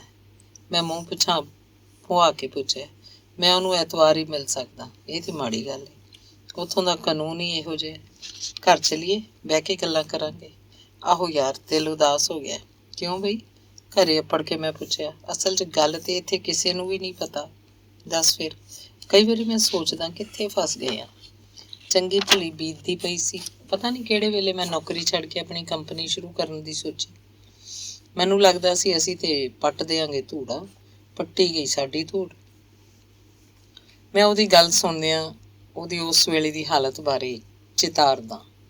4 ਦੋਸਤ, 4 ਇੰਜੀਨੀਅਰ ਰਲ ਬੈਠੇ। ਟੂਲ ਬਣਾਉਣ ਦੀ ਫੈਕਟਰੀ ਲਾਉਣ ਦੀਆਂ ਸਕੀਮਾਂ, ਨਵੀਂ ਫੈਕਟਰੀ ਲਾਉਣ ਦੀ ਥਾਈਂ ਚੱਲਦੀ ਫੈਕਟਰੀ ਲੈਣ ਦੀਆਂ ਸਲਾਹਾਂ, ਭੱਜ ਦੌੜ, ਮੀਟਿੰਗਾਂ, ਹਿੱਸੇ ਪੱਤੀ ਦੀਆਂ ਗੱਲਾਂ, ਨੌਕਰੀਆਂ ਤੋਂ ਅਸਤੀਫੇ, ਕੰਪਨੀ ਨੂੰ ਰਜਿਸਟਰ ਕਰਾਉਣ ਲਈ ਭੱਜ ਦੌੜ। ਜਦੋਂ ਟੂਲ ਬਣਨੇ ਸ਼ੁਰੂ ਹੋ ਗਏ, ਮਸਲਾ ਖੜਾ ਹੋਇਆ ਉਹਨਾਂ ਸੰਦਾਂ ਨੂੰ ਮਾਰਕੀਟ 'ਚ ਵੇਚਣ ਦਾ। ਜਦੋਂ ਮਾਰਕੀਟ 'ਚ ਨਿਕਲੇ, ਪਤਾ ਲੱਗਾ ਵੱਡੀਆਂ ਕੰਪਨੀਆਂ ਦੇ ਮੁਕਾਬਲੇ ਉਹਨਾਂ ਦਾ ਮਾਲ ਮਹਿੰਗਾ ਵੀ ਸੀ ਤੇ ਇੰਨਾ ਸੁਥਰਾ ਵੀ ਨਹੀਂ ਸੀ, ਸਗੋਂ ਭੱਦਾ ਲੱਗਦਾ ਸੀ। ਉਹਨਾਂ ਨੇ ਆਪਣੇ ਆਪਣੇ ਖਰਚੇ ਤੇ ਗਿਣ ਲਏ ਸਨ, ਪਰ ਮਾਰਕੀਟ ਦੀ ਹਾਲਤ ਦਾ ਜਾਇਜ਼ਾ ਨਹੀਂ ਸੀ ਲਾ ਸਕੇ। ਮਾਲ ਬਣਾਉਣਾ ਸੌਖਾ ਹੈ, ਪਰ ਵੇਚਣਾ ਔਖਾ ਹੈ। ਮਾਲ ਜਮ੍ਹਾਂ ਹੋ ਗਿਆ। ਆਪਣੀ ਜਮ੍ਹਾਂ ਪੂੰਜੀ ਨਾਲ ਗੁਜ਼ਾਰਾ ਕੀਤਾ। 6 ਮਹੀਨਿਆਂ ਵਿੱਚ ਹੀ ਦਿਵਾਲੇ ਦੀ ਨੌਬਤ ਆ ਗਈ। ਮੀਟਿੰਗਾਂ, ਇੱਕ ਦੂਜੇ ਤੇ ਦੂਸ਼ਣਬਾਜ਼ੀ, ਤੂੰ ਮੈਂ, ਤੂੰ ਕੀਤਾ। ਇੱਕ ਦੂਜੇ ਤੇ ਬੇਈਮਾਨੀ ਦੇ ਦੂਸ਼ਣ। ਫਰਮ ਤੋੜ ਦਿੱਤੀ, ਫੈਕਟਰੀ ਆਉਣੇ ਪਾਉਣੇ ਕਰਕੇ ਵੇਚ ਦਿੱਤੀ। ਸਾਰੇ ਫਿਰ ਆਪੋ ਆਪ। ਹਰਿੰਦਰ ਦੱਸਦਾ ਰਿਹਾ। ਮੈਨੂੰ ਨਹੀਂ ਸਮਝ ਆਈ ਕਿ ਸਾਡਾ ਕੰਮ ਫੇਲ ਕਿਵੇਂ ਹੋਇਆ। ਸਾਰੇ ਹੀ ਕਹਿੰਦੇ ਤੂੰ ਬੇਈਮਾਨੀ ਕੀਤੀ ਏ, ਤੂੰ ਪਤਾ ਹੀ ਨਹੀਂ ਲੱਗਾ ਤੇ ਕੰਪਨੀ ਦਾ ਭੱਠਾ ਬਹਿ ਗਿਆ। ਸ਼ਾਇਦ ਤੁਸੀਂ ਮਾਰਕੀਟ 'ਚ ਮਾਲ ਵੇਚਣ ਦੇ ਮਸਲੇ ਬਾਰੇ ਸੋਚਿਆ ਹੀ। ਇਹ ਉਕਾਈ ਵੀ ਹੋ ਸਕਦੀ ਏ, ਪਰ ਵੱਡੀ ਗੱਲ ਤੇ ਇਹ ਸੀ ਕਿ ਸਾਨੂੰ ਨਵੇਂ ਵੱਖਰੇ ਵਪਾਰ ਦਾ, ਪੈਦਾਵਾਰ ਦਾ, ਮਾਰਕੀਟਿੰਗ ਦਾ ਤਜਰਬਾ ਹੀ ਕੋਈ ਨਹੀਂ ਸੀ। ਬੜੀ ਮੁਸ਼ਕਿਲ ਹੋਈ ਹੋਏਗੀ। ਆਹੋ ਯਾਰ, ਉਸੇ ਕਰਕੇ ਤੇਰੀ ਪਹਿਲੀ ਭਾਬੀ ਨਾਲ ਝਗੜੇ ਹੋਏ ਤੇ ਫਿਰ ਤਲਾਕ ਦੀ ਨੌਬਤ ਅੱਪੜੀ। ਕਿਉਂ? ਸਗੋਂ ਹਿੰਦੁਸਤਾਨੀ ਵਹੁਟੀਆਂ ਤੇ ਮੁਸੀਬਤ ਵੇਲੇ ਖਸਮ ਦਾ ਸਾਥ ਦੇਣ ਲਈ ਮਸ਼ਹੂਰ ਨੇ। ਉਹ ਕਾਹਦੀ ਹਿੰਦੁਸਤਾਨੀ ਸੀ? ਉਹ ਤੇ ਇੱਥੇ ਰਹਿੰਦੀ ਸੀ, ਅੱਧੀ ਅਮਰੀਕਨ ਸੀ। ਬੱਕ ਬਾਹਲੀ ਤੇ ਸਲਾਹ ਕੋਈ ਨਾ। ਮੇਰੀ ਪਤਨੀ ਚਾਹ ਤੇ ਨਮਕੀਨ ਲੈ ਆਈ। ਹਰਿੰਦਰ ਨੇ ਉੱਠ ਕੇ ਸਤਿ ਸ਼੍ਰੀ ਅਕਾਲ ਕੀਤੀ। ਚਾਹ ਤੇ ਹੁਣੇ ਪੀ ਕੇ ਆਏ ਸੀ। ਉਹ ਤੇਰੀ ਸੱਸ ਕੋਲੋਂ ਪੀ ਕੇ ਆਏ ਸਾਂ, ਇਹ ਮੇਰੇ ਘਰੋਂ। ਅਸੀਂ ਠਾਕਾ ਮਾਰ ਕੇ ਹੱਸੇ। ਕਾਹਦੀ ਸੱਸ? ਇੰਜ ਤੇ ਮੇਰੀਆਂ 2 ਸੱਸਾਂ ਹੁਣੇ ਹੀ ਹੋ ਗਈਆਂ। ਇੱਕ ਹੋ ਸਕਦੀ ਸੱਸ ਤੇ ਇੱਕ ਤਲਾਕਸ਼ੁਦਾ ਪਤਨੀ ਦੀ ਮਾਂ। ਯਾਰ ਮੌਜ ਹੈ। ਇੱਕ ਕੁਆਰੇ ਹੁੰਦਿਆਂ ਦੀ ਸੱਸ, ਦੂਜੀ ਵਿਆਹ ਕੇ ਬਣੀ ਸੱਸ। ਕਿਉਂ ਭਾਬੀ, ਇੱਕੋ ਸੱਸ ਠੀਕ ਨਹੀਂ? ਮੇਰੀ ਪਤਨੀ ਮੁਸਕਰਾ ਕੇ ਕਹਿਣ ਲੱਗੀ, ਚੰਗੀ ਤੇ ਹੁੰਦੀ ਹੈ, ਪਰ ਮਰਦਾਂ ਦਾ ਪਤਾ ਕੋਈ ਨਹੀਂ। ਪਤਨੀ ਨੇ ਕਿਹਾ, ਕਿਉਂ ਬਈ? ਹਰਿੰਦਰ ਮੇਰੇ ਵੱਲ ਮੁੜ ਕੇ ਪੁੱਛਣ ਲੱਗਾ। ਉਹਦੇ ਇੱਕ ਹੱਥ 'ਚ ਬਿਸਕਿਟ ਤੇ ਦੂਜੇ ਹੱਥ 'ਚ ਚਾਹ ਦਾ ਕੱਪ ਸੀ। ਅੰਗ 10ਵਾਂ। ਹਰਿੰਦਰ ਵਾਪਸ ਚਲਾ ਗਿਆ। ਬਹਾਨਾ ਇਹੋ ਸੀ, ਛੁੱਟੀ ਕੋਈ ਨਹੀਂ। ਮੈਂ ਹੈਰਾਨ ਸੀ, ਛੁੱਟੀ ਕਾਹਦੀ? ਨੌਕਰੀ ਦੇ ਹੈ ਕੋਈ ਨਹੀਂ ਸੀ। ਅੱਧੀ ਬੇਕਾਰੀ, ਅੱਧਾ ਜਿਹਾ ਕੰਮ, ਭੱਜ ਨੱਸ ਨਿਰੀ। ਸੋਚੀ ਪਿਆ, ਅਟਕਲਾਂ ਲਾਉਂਦਾ ਰਿਹਾ। ਹਰਿੰਦਰ ਨੇ ਕਿਉਂ ਝੂਠ ਬੋਲਿਆ? ਕੁਝ ਸਮਝ ਨਹੀਂ ਆਈ। ਕੀ ਉਹਨੇ ਮਾਪਿਆਂ ਕੋਲੋਂ ਆਪਣੀ ਅਸਲੀ ਹਾਲਤ ਲੁਕਾ ਕੇ ਰੱਖੀ? ਕਿਉਂ? ਅਟਕਲਾਂ ਲਾਇਆ ਵੀ ਗੱਲ ਪੱਲੇ ਨਹੀਂ ਪਈ। ਮਨ 'ਚ ਆਈ ਕਿ ਵੀਰ ਜੀ ਕੋਲੋਂ ਪੁੱਛਾਂ। ਫਿਰ ਸੋਚਿਆ, ਇਹ ਕੋਈ ਵੇਲਾ ਨਹੀਂ। ਚਾਚਾ ਜੀ ਹਸਪਤਾਲ ਪਏ ਨੇ, ਕੱਲ ਉਹਨਾਂ ਦਾ ਆਪਰੇਸ਼ਨ ਹੋਣਾ ਹੈ। ਕੀ ਪਤਾ ਕੀ ਬਣੇ, ਰੱਬ ਸੁੱਖ ਰੱਖੇ। ਆਪਰੇਸ਼ਨ ਵੇਲੇ ਮੈਂ ਵੀ ਹਸਪਤਾਲ ਦੇ ਵਰਾਂਡੇ 'ਚ ਬੈਠਾ ਸਾਂ। ਚਾਚੀ ਜੀ, ਵੀਰ ਜੀ, ਭਾਬੀ ਜੀ, ਹਰਿੰਦਰ ਦੀਆਂ 2 ਭੈਣਾਂ ਤੇ ਭੂਆ। ਗੱਲਾਂ ਹੁੰਦੀਆਂ ਸਨ, ਪਰ ਮੱਧਮ ਆਵਾਜ਼ ਵਿੱਚ। ਹਸਪਤਾਲ 'ਚ ਉੱਚੀ ਆਵਾਜ਼ ਭੈੜੀ ਲੱਗਦੀ ਹੈ। ਨਾਲੇ ਆਪਰੇਸ਼ਨ ਦਾ ਤਰਾਸ। ਪਾਸੇ ਜਿਹੇ ਹੋ ਕੇ ਬਹਿ ਗਿਆ। ਦਫ਼ਤਰੋਂ ਮੈਂ ਛੁੱਟੀ ਲਈ ਹੋਈ ਸੀ। ਮਿਹਦੇ ਦਾ ਕੈਂਸਰ ਸੀ, ਜਿਹੜਾ ਫੁੱਟਣ ਕਰਕੇ ਲਹੂ ਸੁੱਟੀ ਜਾਂਦਾ ਸੀ। ਜਿੰਨੀਆਂ ਬੋਤਲਾਂ ਵੀ ਲਹੂ ਦੀਆਂ ਚੜ੍ਹਦੀਆਂ, ਓਨੀਆਂ ਅੱਧੇ ਕੁ ਦਿਨ 'ਚ ਨਿਕਲ ਜਾਂਦੀਆਂ। ਮੰਜੀ ਤੇ ਲੇਟੇ ਚਾਚਾ ਜੀ ਭੂਤ ਹਾਰ ਲੱਗਦੇ। ਦਾੜੀ ਦੇ ਵਾਲ ਤੇ ਸਿਰ ਦੇ ਵਾਲ, ਬੁੱਢੀ ਦੇ ਝਾਟੇ ਹਾਰ ਉੱਡੇ ਉੱਡੇ, ਅੱਖਾਂ ਵਿੱਚ ਵੜੀਆਂ ਹੋਈਆਂ, ਹੋਠਾਂ ਤੇ ਪੇਪੜੀ। ਆਪਰੇਸ਼ਨ ਤੋਂ 2 ਦਿਨ ਪਹਿਲਾਂ ਮਿਲਣ ਗਿਆ। ਉਸ ਵੇਲੇ ਚਾਚੀ ਜੀ ਇਕੱਲੇ ਹੀ ਚਾਚਾ ਜੀ ਕੋਲ ਸਨ। ਉਹ ਵੀ ਕਮਰੇ ਨਾਲ ਲੱਗਦੇ ਵਰਾਂਡੇ 'ਚ ਵਿਛੇ ਬਿਸਤਰੇ ਤੇ ਕੁਆਸੇ ਜਿਹੇ ਲੇਟੇ ਹੋਏ ਸਨ। ਹੌਲੀ ਜੀ ਬੂਹਾ ਖੋਲ ਕੇ ਅੰਦਰ ਲੰਘਿਆ। ਚਾਚਾ ਜੀ ਵੱਲ ਤੱਕਿਆ, ਇੰਝ ਜਾਪਿਆ ਉਹਨਾਂ ਦਾ ਸਾਹ ਉਖੜਿਆ ਹੋਇਆ ਹੋਵੇ। ਅਗੇਰੇ ਹੋਇਆ। ਉਹਨਾਂ ਚਾਚੀ ਜੀ ਵੱਲ ਹੱਥ ਕੀਤਾ। ਚਾਚੀ ਜੀ ਦਾ ਮੂੰਹ ਤੇ ਇੱਧਰ ਹੀ ਸੀ, ਪਰ ਅੱਖ ਲਾਗੇ ਜਾਪਦੀ ਸੀ। ਕੰਨ ਕੋਲ ਜਾ ਕੇ ਹੌਲੀ ਜੀ ਪੁੱਛਿਆ, ਹਾਂਜੀ। ਚਾਚਾ ਜੀ ਦੀ ਹਾਲਤ ਤੱਕ ਕੇ ਮੈਂ ਸਤਿ ਸ਼੍ਰੀ ਅਕਾਲ ਕਰਨੀ ਵੀ ਭੁੱਲ ਗਿਆ। ਉਹਨਾਂ ਫਿਰ ਚਾਚੀ ਵੱਲ ਤੱਕਿਆ, ਹੱਥ ਨਾਲ ਉਠਾਉਣ ਦਾ ਇਸ਼ਾਰਾ ਕੀਤਾ। ਚਾਚੀ ਜੀ ਤਰਬਕ ਕੇ ਉਹਨਾਂ ਮੇਰੇ ਵੱਲ ਤੱਕਿਆ। ਇੱਧਰ ਤੱਕਿਆ ਤੇ ਕਾਹਲੀ ਨਾਲ ਉੱਠ ਕੇ ਸਾਡੇ ਵੱਲ ਔਲੇ। ਡਾਕਟਰ ਬੁਲਾਵਾਂ? ਤੇ ਜਵਾਬ ਉਡੀਕੇ ਬਿਨਾਂ ਮੈਂ ਨਰਸ ਨੂੰ ਬੁਲਾਉਣ ਲਈ ਘੰਟੀ ਦੱਬ ਦਿੱਤੀ। ਚਾਚਾ ਜੀ ਦੀ ਪਿੱਠ ਪਿੱਛੇ ਹੱਥ ਦੇ ਕੇ ਸਿਰਹਾਣਾ ਉੱਚਾ ਕਰਕੇ ਪਿੱਛੇ ਰੱਖਿਆ। ਚਾਚੀ ਜੀ ਨੇ ਆਸਰਾ ਦਿੱਤਾ। ਮੈਂ ਪਾਉਂਦੀ ਲੱਗੇ ਹੈਂਡਲ ਨੂੰ ਘੁਮਾਇਆ। ਢੋ ਚੇਰੀ ਹੋ ਗਈ। ਚਾਚਾ ਜੀ ਦਾ ਢਾਸਣਾ ਲਵਾਇਆ। ਇੰਨੇ 'ਚ ਬੂਹਾ ਖੋਲ ਕੇ ਨਰਸ ਆ ਗਈ। ਮੈਂ ਸੋਚਿਆ, ਜੇ ਮੈਂ ਨਾ ਆਉਂਦਾ ਤਾਂ ਕੀ ਬਣਦਾ। ਜਦੋਂ ਮੈਂ ਡਾਕਟਰ ਨਾਲ ਜ਼ਿਕਰ ਕੀਤਾ, ਕਹਿਣ ਲੱਗੇ, ਜਿੰਨਾ ਚਿਰ ਦਿਲ ਦਿਮਾਗ ਚੱਲਦਾ ਰਹੇ, ਇਹੋ ਜਿਹੀ ਹਾਲਤ ਵਿੱਚੋਂ ਕੁਦਰਤ ਆਪੇ ਕੱਢ ਲੈਂਦੀ ਹੈ। ਤਕਲੀਫ ਜ਼ਰੂਰ ਹੁੰਦੀ ਹੈ ਮਰੀਜ਼ ਨੂੰ, ਪਰ ਇਹ ਹਾਲਤ ਕੁਝ ਪਲ ਹੀ ਰਹਿੰਦੀ ਹੈ। ਗੱਲ ਠੀਕ ਹੀ ਸੀ। ਚਾਚਾ ਜੀ ਨੂੰ ਢੋ ਲਵਾਉਣ ਤੇ ਨਰਸ ਦੇ ਆਉਣ ਤਾਈਂ ਉਹਨਾਂ ਦਾ ਸਾਹ ਰਾਸਤਾ ਹੋ ਗਿਆ ਸੀ। ਮੇਰੇ ਮਨ 'ਚ ਆਇਆ ਕਿ ਪੁੱਛਾਂ, ਚਾਚਾ ਜੀ ਵਸੀਅਤ ਬਣਾ ਲਈ ਜੀ? ਪਰ ਮੈਂ ਪੁੱਛਿਆ ਨਹੀਂ। ਇਹੀ ਸੋਚ ਕੇ ਚੁੱਪ ਰਿਹਾ ਕਿ ਮੇਰਾ ਪੁੱਛਣਾ ਬਣਦਾ ਨਹੀਂ। ਦੂਜਾ ਇਹਦਾ ਗਲਤ ਮਤਲਬ ਲੈ ਸਕਦਾ ਹੈ। ਸੋਚਣਗੇ ਇਹਨੂੰ ਬਚਣ ਦੀ ਆਸ ਕੋਈ ਨਹੀਂ। ਆਪਰੇਸ਼ਨ ਵੇਲੇ 1-2 ਵਾਰ ਨਰਸ ਅੰਦਰੋਂ ਨਿਕਲੀ ਤਾਂ ਸਾਰੇ ਜਣੇ ਉਹਦੇ ਵੱਲ ਔਲੇ। ਹਾਲੀ ਹੋ ਰਿਹਾ ਕਹਿ ਕੇ ਉਹ ਆਪਣੇ ਰਾਹ ਪਈ। ਜਦੋਂ 3 ਘੰਟਿਆਂ ਬਾਅਦ ਡਾਕਟਰ ਬਾਹਰ ਆ ਕੇ ਕਹਿਣ ਲੱਗਾ, ਆਪਰੇਸ਼ਨ ਹੋ ਗਿਆ, ਰਿਕਵਰੀ ਰੂਮ 'ਚ ਨੇ। ਹੋਸ਼ ਆ ਗਈ ਹੈ? ਨਹੀਂ, ਹਾਲੀ ਟਾਈਮ ਲੱਗੇਗਾ। ਵੇਖ ਸਕਣੇ ਆ ਵਾਰੀ ਵਾਰੀ। ਮੇਰੀ ਵਾਰੀ ਉਦੋਂ ਆਈ ਜਦੋਂ ਵੀਰ ਜੀ ਅੰਦਰ ਗਏ। ਅਸਲ 'ਚ ਵੀਰ ਜੀ ਨੂੰ 1-2 ਵਾਰ ਡਾਕਟਰਾਂ ਨਾਲ ਗੱਲ ਕਰਨ ਦਾ ਵਕਤ ਮਿਲਿਆ ਸੀ। ਆਪਰੇਸ਼ਨ ਤੋਂ ਪਹਿਲਾਂ ਜਦੋਂ ਡਾਕਟਰ ਨੂੰ ਮਿਲੇ ਸੀ ਤਾਂ ਡਾਕਟਰ ਨੇ ਵੀਰ ਜੀ ਨੂੰ ਕਿਹਾ ਸੀ, ਵੇਖੋ ਜੀ, ਨਾ ਤੁਸੀਂ ਰੱਬ ਨੂੰ ਮੰਨੋ ਤੇ ਨਾ ਮੈਂ ਮੰਨਾਂ, ਪਰ ਹੁਣ ਤੇ ਰੱਬ ਦਾ ਆਸਰਾ ਹੀ ਹੈ। ਜਦੋਂ ਵਾਪਸ ਆ ਕੇ ਵੀਰ ਜੀ ਨੇ ਚਾਚੀ ਜੀ ਨਾਲ ਗੱਲ ਕੀਤੀ ਸੀ ਤਾਂ ਉਹਨਾਂ ਦਾ ਰੋਣ ਨਿਕਲ ਗਿਆ ਸੀ। ਚਾਚੀ ਜੀ ਕੋਲ ਬੈਠੇ ਨੂੰ ਮੈਨੂੰ ਆਪਣੀਆਂ ਅੱਖਾਂ ਸਿੱਲੀਆਂ ਹੋਈਆਂ ਜਾਪੀਆਂ ਸੀ। ਭਾਵੇਂ ਮੈਂ ਬਾਹਰ ਦਾ ਸਾਂ, ਪਰ ਉਹ ਦ੍ਰਿਸ਼ ਫਿਲਮੀ ਸੀਨ ਲੱਗਦਾ ਸੀ। ਮੈਨੂੰ ਹਰਿੰਦਰ ਦਾ ਖਿਆਲ ਆਇਆ। ਉਹਨੂੰ ਇੱਥੇ ਹੋਣਾ ਚਾਹੀਦਾ ਸੀ, ਪਰ ਉਹ ਚਲਾ ਗਿਆ ਸੀ, ਅਮਰੀਕਾ ਪਹੁੰਚ ਗਿਆ ਸੀ। ਫੋਨ ਤੇ ਉਹਨੇ ਚਾਚਾ ਜੀ ਦਾ ਹਾਲ ਵੀ ਪੁੱਛਿਆ ਸੀ, ਪਰ ਮੈਨੂੰ ਇੰਝ ਲੱਗਿਆ ਸੀ ਜਿਵੇਂ ਉਹ ਖਿਸਕ ਗਿਆ ਹੋਵੇ। ਜਦੋਂ ਮੈਂ ਵੀਰ ਜੀ ਨਾਲ ਗੱਲ ਕੀਤੀ ਕਿ ਹਰਿੰਦਰ ਰਹਿ ਜਾਂਦਾ ਤੇ ਚੰਗਾ ਹੁੰਦਾ, ਵੀਰ ਜੀ ਨੇ ਕੁਝ ਕੁ ਪਲ ਸੋਚਿਆ ਤੇ ਫਿਰ ਨਾਲ ਨਾਲ ਤੁਰਦਿਆਂ ਕਹਿਣ ਲੱਗੇ, ਅਮਰੀਕਾ ਵਾਲੇ ਇਵੇਂ ਹੀ ਹੁੰਦੇ ਨੇ। ਮੈਂ ਕੀ ਕਹਿੰਦਾ, ਮੈਂ ਤੇ ਪਹਿਲਾਂ ਹੀ ਇਹੋ ਸੋਚਦਾ ਸੀ। ਪਰ ਜਦੋਂ ਵੀਰ ਜੀ ਚਾਚੀ ਜੀ ਦੇ ਸਾਹਮਣੇ ਹੋਏ ਸਨ ਤਾਂ ਮੈਂ ਕੁਝ ਪਲਾਂ ਲਈ ਹਰਿੰਦਰ ਤਾਈਂ ਗੁੱਸਾ ਮਹਿਸੂਸ ਕੀਤਾ ਸੀ। ਉਹ ਤੇ ਅਮਰੀਕਾ ਜਾ ਕੇ ਮੁੜ ਕੇ ਧੰਦੇ ਕਾਰੇ ਲੱਗ ਗਿਆ ਸੀ। ਭਾਵੇਂ ਉਹਦੇ ਕੋਲ ਬੱਝਵਾਂ ਕੰਮ ਕੋਈ ਨਹੀਂ ਸੀ, ਤਾਂ ਵੀ ਉਹਨੇ ਛੁੱਟੀ ਖਤਮ ਹੋਣ ਦੀ ਗੱਲ ਕੀਤੀ ਸੀ। ਕਿ ਉਹਦਾ ਇਸ ਟੱਬਰ ਨਾਲ ਮੋਹ ਮੁੱਕ ਗਿਆ ਸੀ? ਕਿ ਉਹਨੂੰ ਕਦੀ ਕਿਸੇ ਨਾਲ ਮੋਹ ਹੈ ਵੀ ਸੀ? ਹੁਣ ਜਦੋਂ ਮੁਸ਼ਕਿਲ ਵਿੱਚੋਂ ਲੰਘਦਾ ਪਿਆ ਸੀ, ਉਹਦੇ ਤਾਈਂ ਕਿਸੇ ਨੇ ਹਮਦਰਦੀ ਵਿਖਾਈ ਸੀ? ਹਮਦਰਦੀ ਵਿਖਾਉਣ ਵੀ ਕਿਵੇਂ? ਆਪਣੇ ਦਿਲ ਦੀ ਗੱਲ ਤੇ ਕਿਸੇ ਨੂੰ ਦੱਸਦਾ ਹੀ ਨਹੀਂ। ਉਹਦੇ ਚਿਹਰੇ ਤੋਂ ਸਾਫ਼ ਸਹੀ ਹੋ ਜਾਂਦਾ ਹੈ ਕਿ ਉਹ ਆਪਣੀ ਕਹੀ ਹੋਈ ਗੱਲ ਦਾ ਤੇ ਦੂਜਿਆਂ ਦੀ ਗੱਲ ਦਾ ਮਤਲਬ ਕੱਢਣ 'ਚ ਲੱਗਾ ਰਹਿੰਦਾ ਹੈ।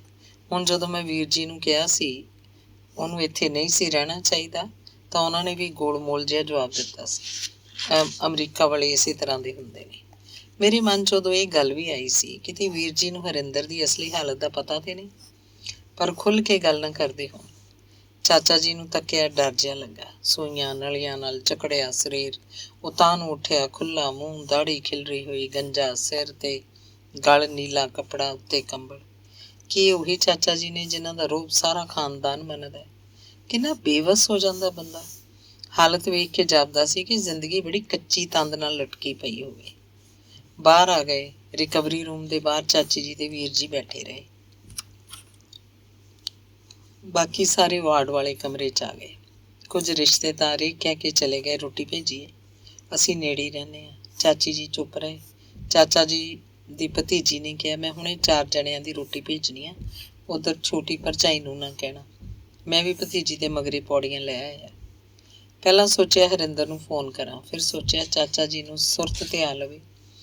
ਦੂਜੇ ਦਿਨ ਜਦੋਂ ਗਿਆ, ਪਤਾ ਲੱਗਾ ਚਾਚਾ ਜੀ ਨੂੰ ਬੜਾ ਵੱਡਾ ਹਾਰਟ ਅਟੈਕ ਹੋਇਆ ਸੀ। ਕੋਲ ਕੌਣ ਸੀ, ਕਿਹਨੂੰ ਪੁੱਛਾਂ? ਅੰਗ 11ਵਾਂ। ਸਵੇਰੇ ਇੰਟਰਨੈਟ ਖੋਲ੍ਹਿਆ, ਹਰਿੰਦਰ ਦੀ ਈਮੇਲ ਆਈ ਪਈ ਸੀ। ਕਲਿੱਕ ਕੀਤਾ, 10-15 ਸਕਿੰਟਾਂ 'ਚ ਸਾਰੀ ਮੇਲ ਖੁੱਲ੍ਹ ਗਈ। ਲਿਖਿਆ ਸੀ, ਮੈਂ LA ਜਾ ਰਿਹਾ, ਪਨਾਮਾ ਵਾਲੀ ਕੁੜੀ ਨੇ ਉੱਥੇ ਆਉਣਾ ਹੈ। ਮੈਂ ਇਕੱਲਾ ਵਾਂ, ਇਸ ਲਈ ਮੇਰੇ ਕੋਲ ਨਹੀਂ ਆਉਣਾ ਚਾਹੁੰਦੀ।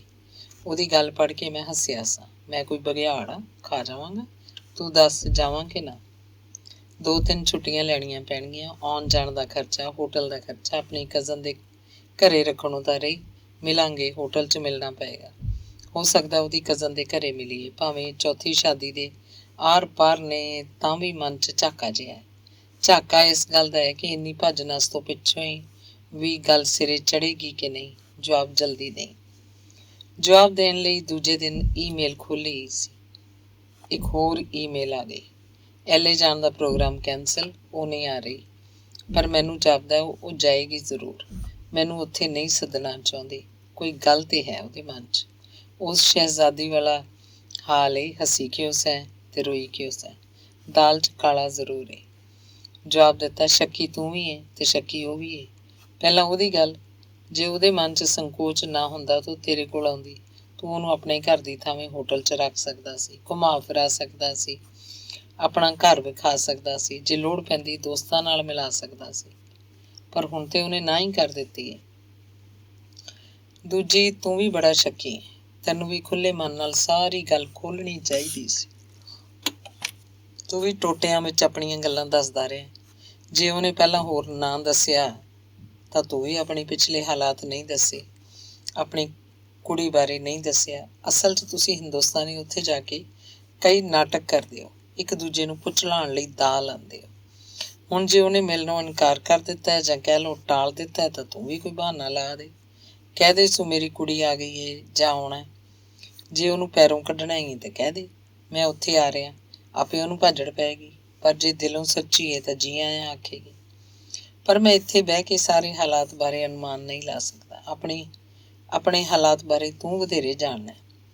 4-5 ਦਿਨਾਂ ਪਿੱਛੋਂ ਜਦੋਂ ਇੰਟਰਨੈਟ 'ਤੇ ਬੈਠਾ ਤਾਂ ਇੱਕ ਈਮੇਲ ਹੋਰ ਆਈ। ਤਾਰੀਖ ਪੜ੍ਹੀ, 2 ਦਿਨ ਪਹਿਲਾਂ ਦੀ ਸੀ। ਇੱਥੇ ਸਵੇਰ ਸੀ, ਉੱਧਰ ਸ਼ਾਮ ਸੀ। ਸੋਚਿਆ ਇਸ ਵੇਲੇ ਹਰਿੰਦਰ ਦਫ਼ਤਰੋਂ ਆਇਆ ਹੋਣਾ, ਇਸ ਲਈ ਯਾਹੂ ਮੈਸੇਂਜਰ ਵੱਲ ਆ ਗਿਆ। ਹਰਿੰਦਰ ਦੇ ਨਾਂ 'ਤੇ ਕਲਿੱਕ ਕੀਤਾ, ਖਿੜਕੀ ਖੁੱਲ੍ਹ ਗਈ। ਆਵਾਜ਼ ਕੀਤੀ ਤੇ ਮਾਈਕ੍ਰੋਫੋਨ ਖੜਕਾਇਆ। ਉਸ ਵੇਲੇ ਉਹਦਾ SSA ਆ ਗਿਆ। ਕੀ ਹਾਲ ਏ? ਮੈਂ ਪੁੱਛਿਆ। ਠੀਕ ਹੈ। ਕੋਈ ਖਬਰ? ਇੱਕ ਬੁੱਢੀ ਟੱਕਰੀ ਹੈ। ਕਿੱਥੋਂ ਦੀ? ਕੈਨੇਡਾ ਦੀ। ਗੋਰੀ ਕਿ ਹਿੰਦੁਸਤਾਨੀ? ਹਿੰਦੁਸਤਾਨੀ। ਉਮਰ? 42। ਚੱਲੇਗੀ। ਉਹਦਾ ਮੁੰਡਾ ਕਹਿੰਦਾ ਬੇਬੇ ਵਿਆਹ ਕਰਾ ਲੈ। ਕਿੱਡਾ ਕੁ ਮੁੰਡਾ? 20 ਸਾਲ ਦਾ। ਕੋਈ ਕੁੰਡੀ ਕਿਸੇ ਵਿਆਹੇ ਹੋਏ ਨਾਲ ਲੱਗੀ ਹੋਈ ਸੀ। ਤੈਨੂੰ ਮਨਜ਼ੂਰ ਹੋ ਜਾਏਗੀ? ਪਹਿਲੋਂ ਗੱਲਾਂ ਤੇ ਸਾਰੀਆਂ ਸੁਣ ਲੈ, ਦੱਸ। ਉਸ ਵਿਆਹੇ ਹੋਏ ਯਾਰ ਨੇ ਉਹਦੇ ਤੇ ਕਰਜ਼ਾ ਚੜ੍ਹਾ ਦਿੱਤਾ। ਕਿਵੇਂ? ਉਹਦੇ ਕ੍ਰੈਡਿਟ ਕਾਰਡਾਂ ਤੇ ਉਧਾਰ ਲੈ ਕੇ। ਫਿਰ? ਬਸ ਉਹਦੇ ਕੋਲੋਂ ਛੁਟਕਾਰਾ ਲੈਣਾ ਚਾਹੁੰਦੀ ਹੈ। ਤੇਰੀ ਪਨਾਹ ਲੈਣ ਲਈ ਕਾਹਲੀ ਹੈ? ਨਹੀਂ, ਕਹਿੰਦੀ ਇਹ ਕਰਜ਼ੇ ਦਾ ਮਸਲਾ ਹੱਲ ਕਰ ਲਵਾਂ ਫਿਰ ਅੱਗੇ ਤੁਰਾਂਗੇ। ਇਹ ਤੇ ਕੋਈ ਗੱਲ ਨਾ ਹੋਈ। ਕਰਜ਼ਾ ਲੱਥੇ ਨਾ ਲੱਥੇ, ਉਹ ਯਾਰ ਖਹਿੜਾ ਛੱਡੇ ਨਾ ਛੱਡੇ। ਇੱਕ ਹੋਰ ਕੁੰਡੀ ਵੀ ਹੈ। ਯਾਰ ਕਹਿੰਦਾ ਹੈ ਮੈਨੂੰ ਛੱਡ ਕੇ ਨਾ ਜਾ, ਸਾਰੇ ਕਰਜ਼ੇ ਲਾ ਦਿਆਂਗਾ। ਮਤਲਬ ਉਹਦੀ ਰਖੇਲ ਬਣ ਕੇ ਰਹੇ ਤਾਂ ਉਹ ਕਰਜ਼ਾ ਵੀ ਲਾ ਦੇਗਾ। ਅਸਲ 'ਚ ਮੈਨੂੰ ਜਾਪਦਾ ਹੈ ਉਹਦਾ ਯਾਰ ਆਪਣਾ ਟੱਬਰ ਨੂੰ ਵੀ ਨਹੀਂ ਛੱਡਣਾ ਚਾਹੁੰਦਾ ਤੇ ਇਹਨੂੰ ਵੀ ਨਹੀਂ ਛੱਡਣਾ ਚਾਹੁੰਦਾ। ਉਹ ਤੇ ਫਿਰ ਕੜਿੱਕੀ 'ਚ ਫਸੀ ਹੋਈ ਹੈ। ਬੜੇ ਅਜੀਬ ਹਾਲਾਤ ਨੇ, ਹਾਸੋਹੀਣੀ ਹਾਲਤ ਨਹੀਂ। ਕਿਸੇ ਦੀ ਰਖੇਲ ਯਾਰ ਕੋਲੋਂ ਖਹਿੜਾ ਛੁਡਾਉਣ ਲਈ ਤੇਰੇ ਨਾਲ ਰਿਸ਼ਤਾ ਜੋੜਨਾ ਚਾਹੁੰਦੀ ਹੈ। ਤੈਨੂੰ ਅਜੀਬ ਨਹੀਂ ਲੱਗਦਾ ਕਿਸੇ ਦੀ ਰਖੇਲ ਨਾਲ ਵਿਆਹ ਕਰਾਉਣਾ? ਪੂਰਾ 1 ਮਿੰਟ ਲੰਘ ਗਿਆ। ਕੰਪਿਊਟਰ ਇਹ ਵੀ ਨਹੀਂ ਸੀ ਦੱਸਦਾ ਪਿਆ ਕਿ ਹਰਿੰਦਰ ਟਾਈਪ ਪਿਆ ਕਰਦਾ ਸੀ। ਆਪਣੇ ਮਨ 'ਚ ਚਿਤਾਰਿਆ, ਹਰਿੰਦਰ ਨੂੰ ਉੱਥੇ ਅਮਰੀਕਾ 'ਚ ਰਹਿੰਦਿਆਂ ਇੰਨੇ ਸਾਲ ਹੋ ਗਏ ਨੇ। ਕੀ ਰਖੇਲ ਨਾਲ ਸ਼ਾਦੀ ਦੇ ਖਿਆਲ ਨੇ ਉਹਦੇ ਮਨ 'ਚ ਗਿਲਾਨੀ ਜਾਂ ਨਫ਼ਰਤ ਪੈਦਾ ਨਹੀਂ ਕੀਤੀ? ਸ਼ਾਇਦ ਉੱਥੇ ਰਹਿ ਕੇ ਇਹੋ ਜਿਹੀ ਗੱਲ ਉਹਨੂੰ ਪਾਉਣੋਂ ਹਟ ਗਈ। ਮੈਨੂੰ ਇੱਥੇ ਬਹਿ ਕੇ ਇਸ ਗੱਲ ਬਾਰੇ ਸੋਚਣਾ ਵੀ ਅਜੀਬ ਲੱਗਦਾ ਹੈ। ਉਹਨੂੰ ਕਿਉਂ ਨਹੀਂ ਲੱਗਦਾ? ਇਹ ਗੱਲਾਂ ਸੋਚਦਿਆਂ ਮੈਂ ਟਾਈਪ ਜਾ ਕੀਤਾ। ਸੋਚੀ ਪੈ ਗਿਆ। ਨਹੀਂ, ਤੇਰੀ ਗੱਲ ਸ਼ਾਇਦ ਸੁੱਟ ਪਾਉਣ ਵਾਲੀ ਨਹੀਂ, ਸੋਚਾਂਗਾ। ਸੋਚ ਫਿਰ। ਮੈਂ ਤੇ ਜਾਣਾ, ਪੋਤੀ ਨੂੰ ਸਕੂਲੇ ਛੱਡ ਪਿਓ ਉਹਦਾ ਦਫ਼ਤਰ ਜਾਣ ਲਈ ਤਿਆਰ ਪਿਆ ਹੁੰਦਾ ਹੈ। ਅੱਛਾ, ਬਾਏ। ਧੰਨਵਾਦ।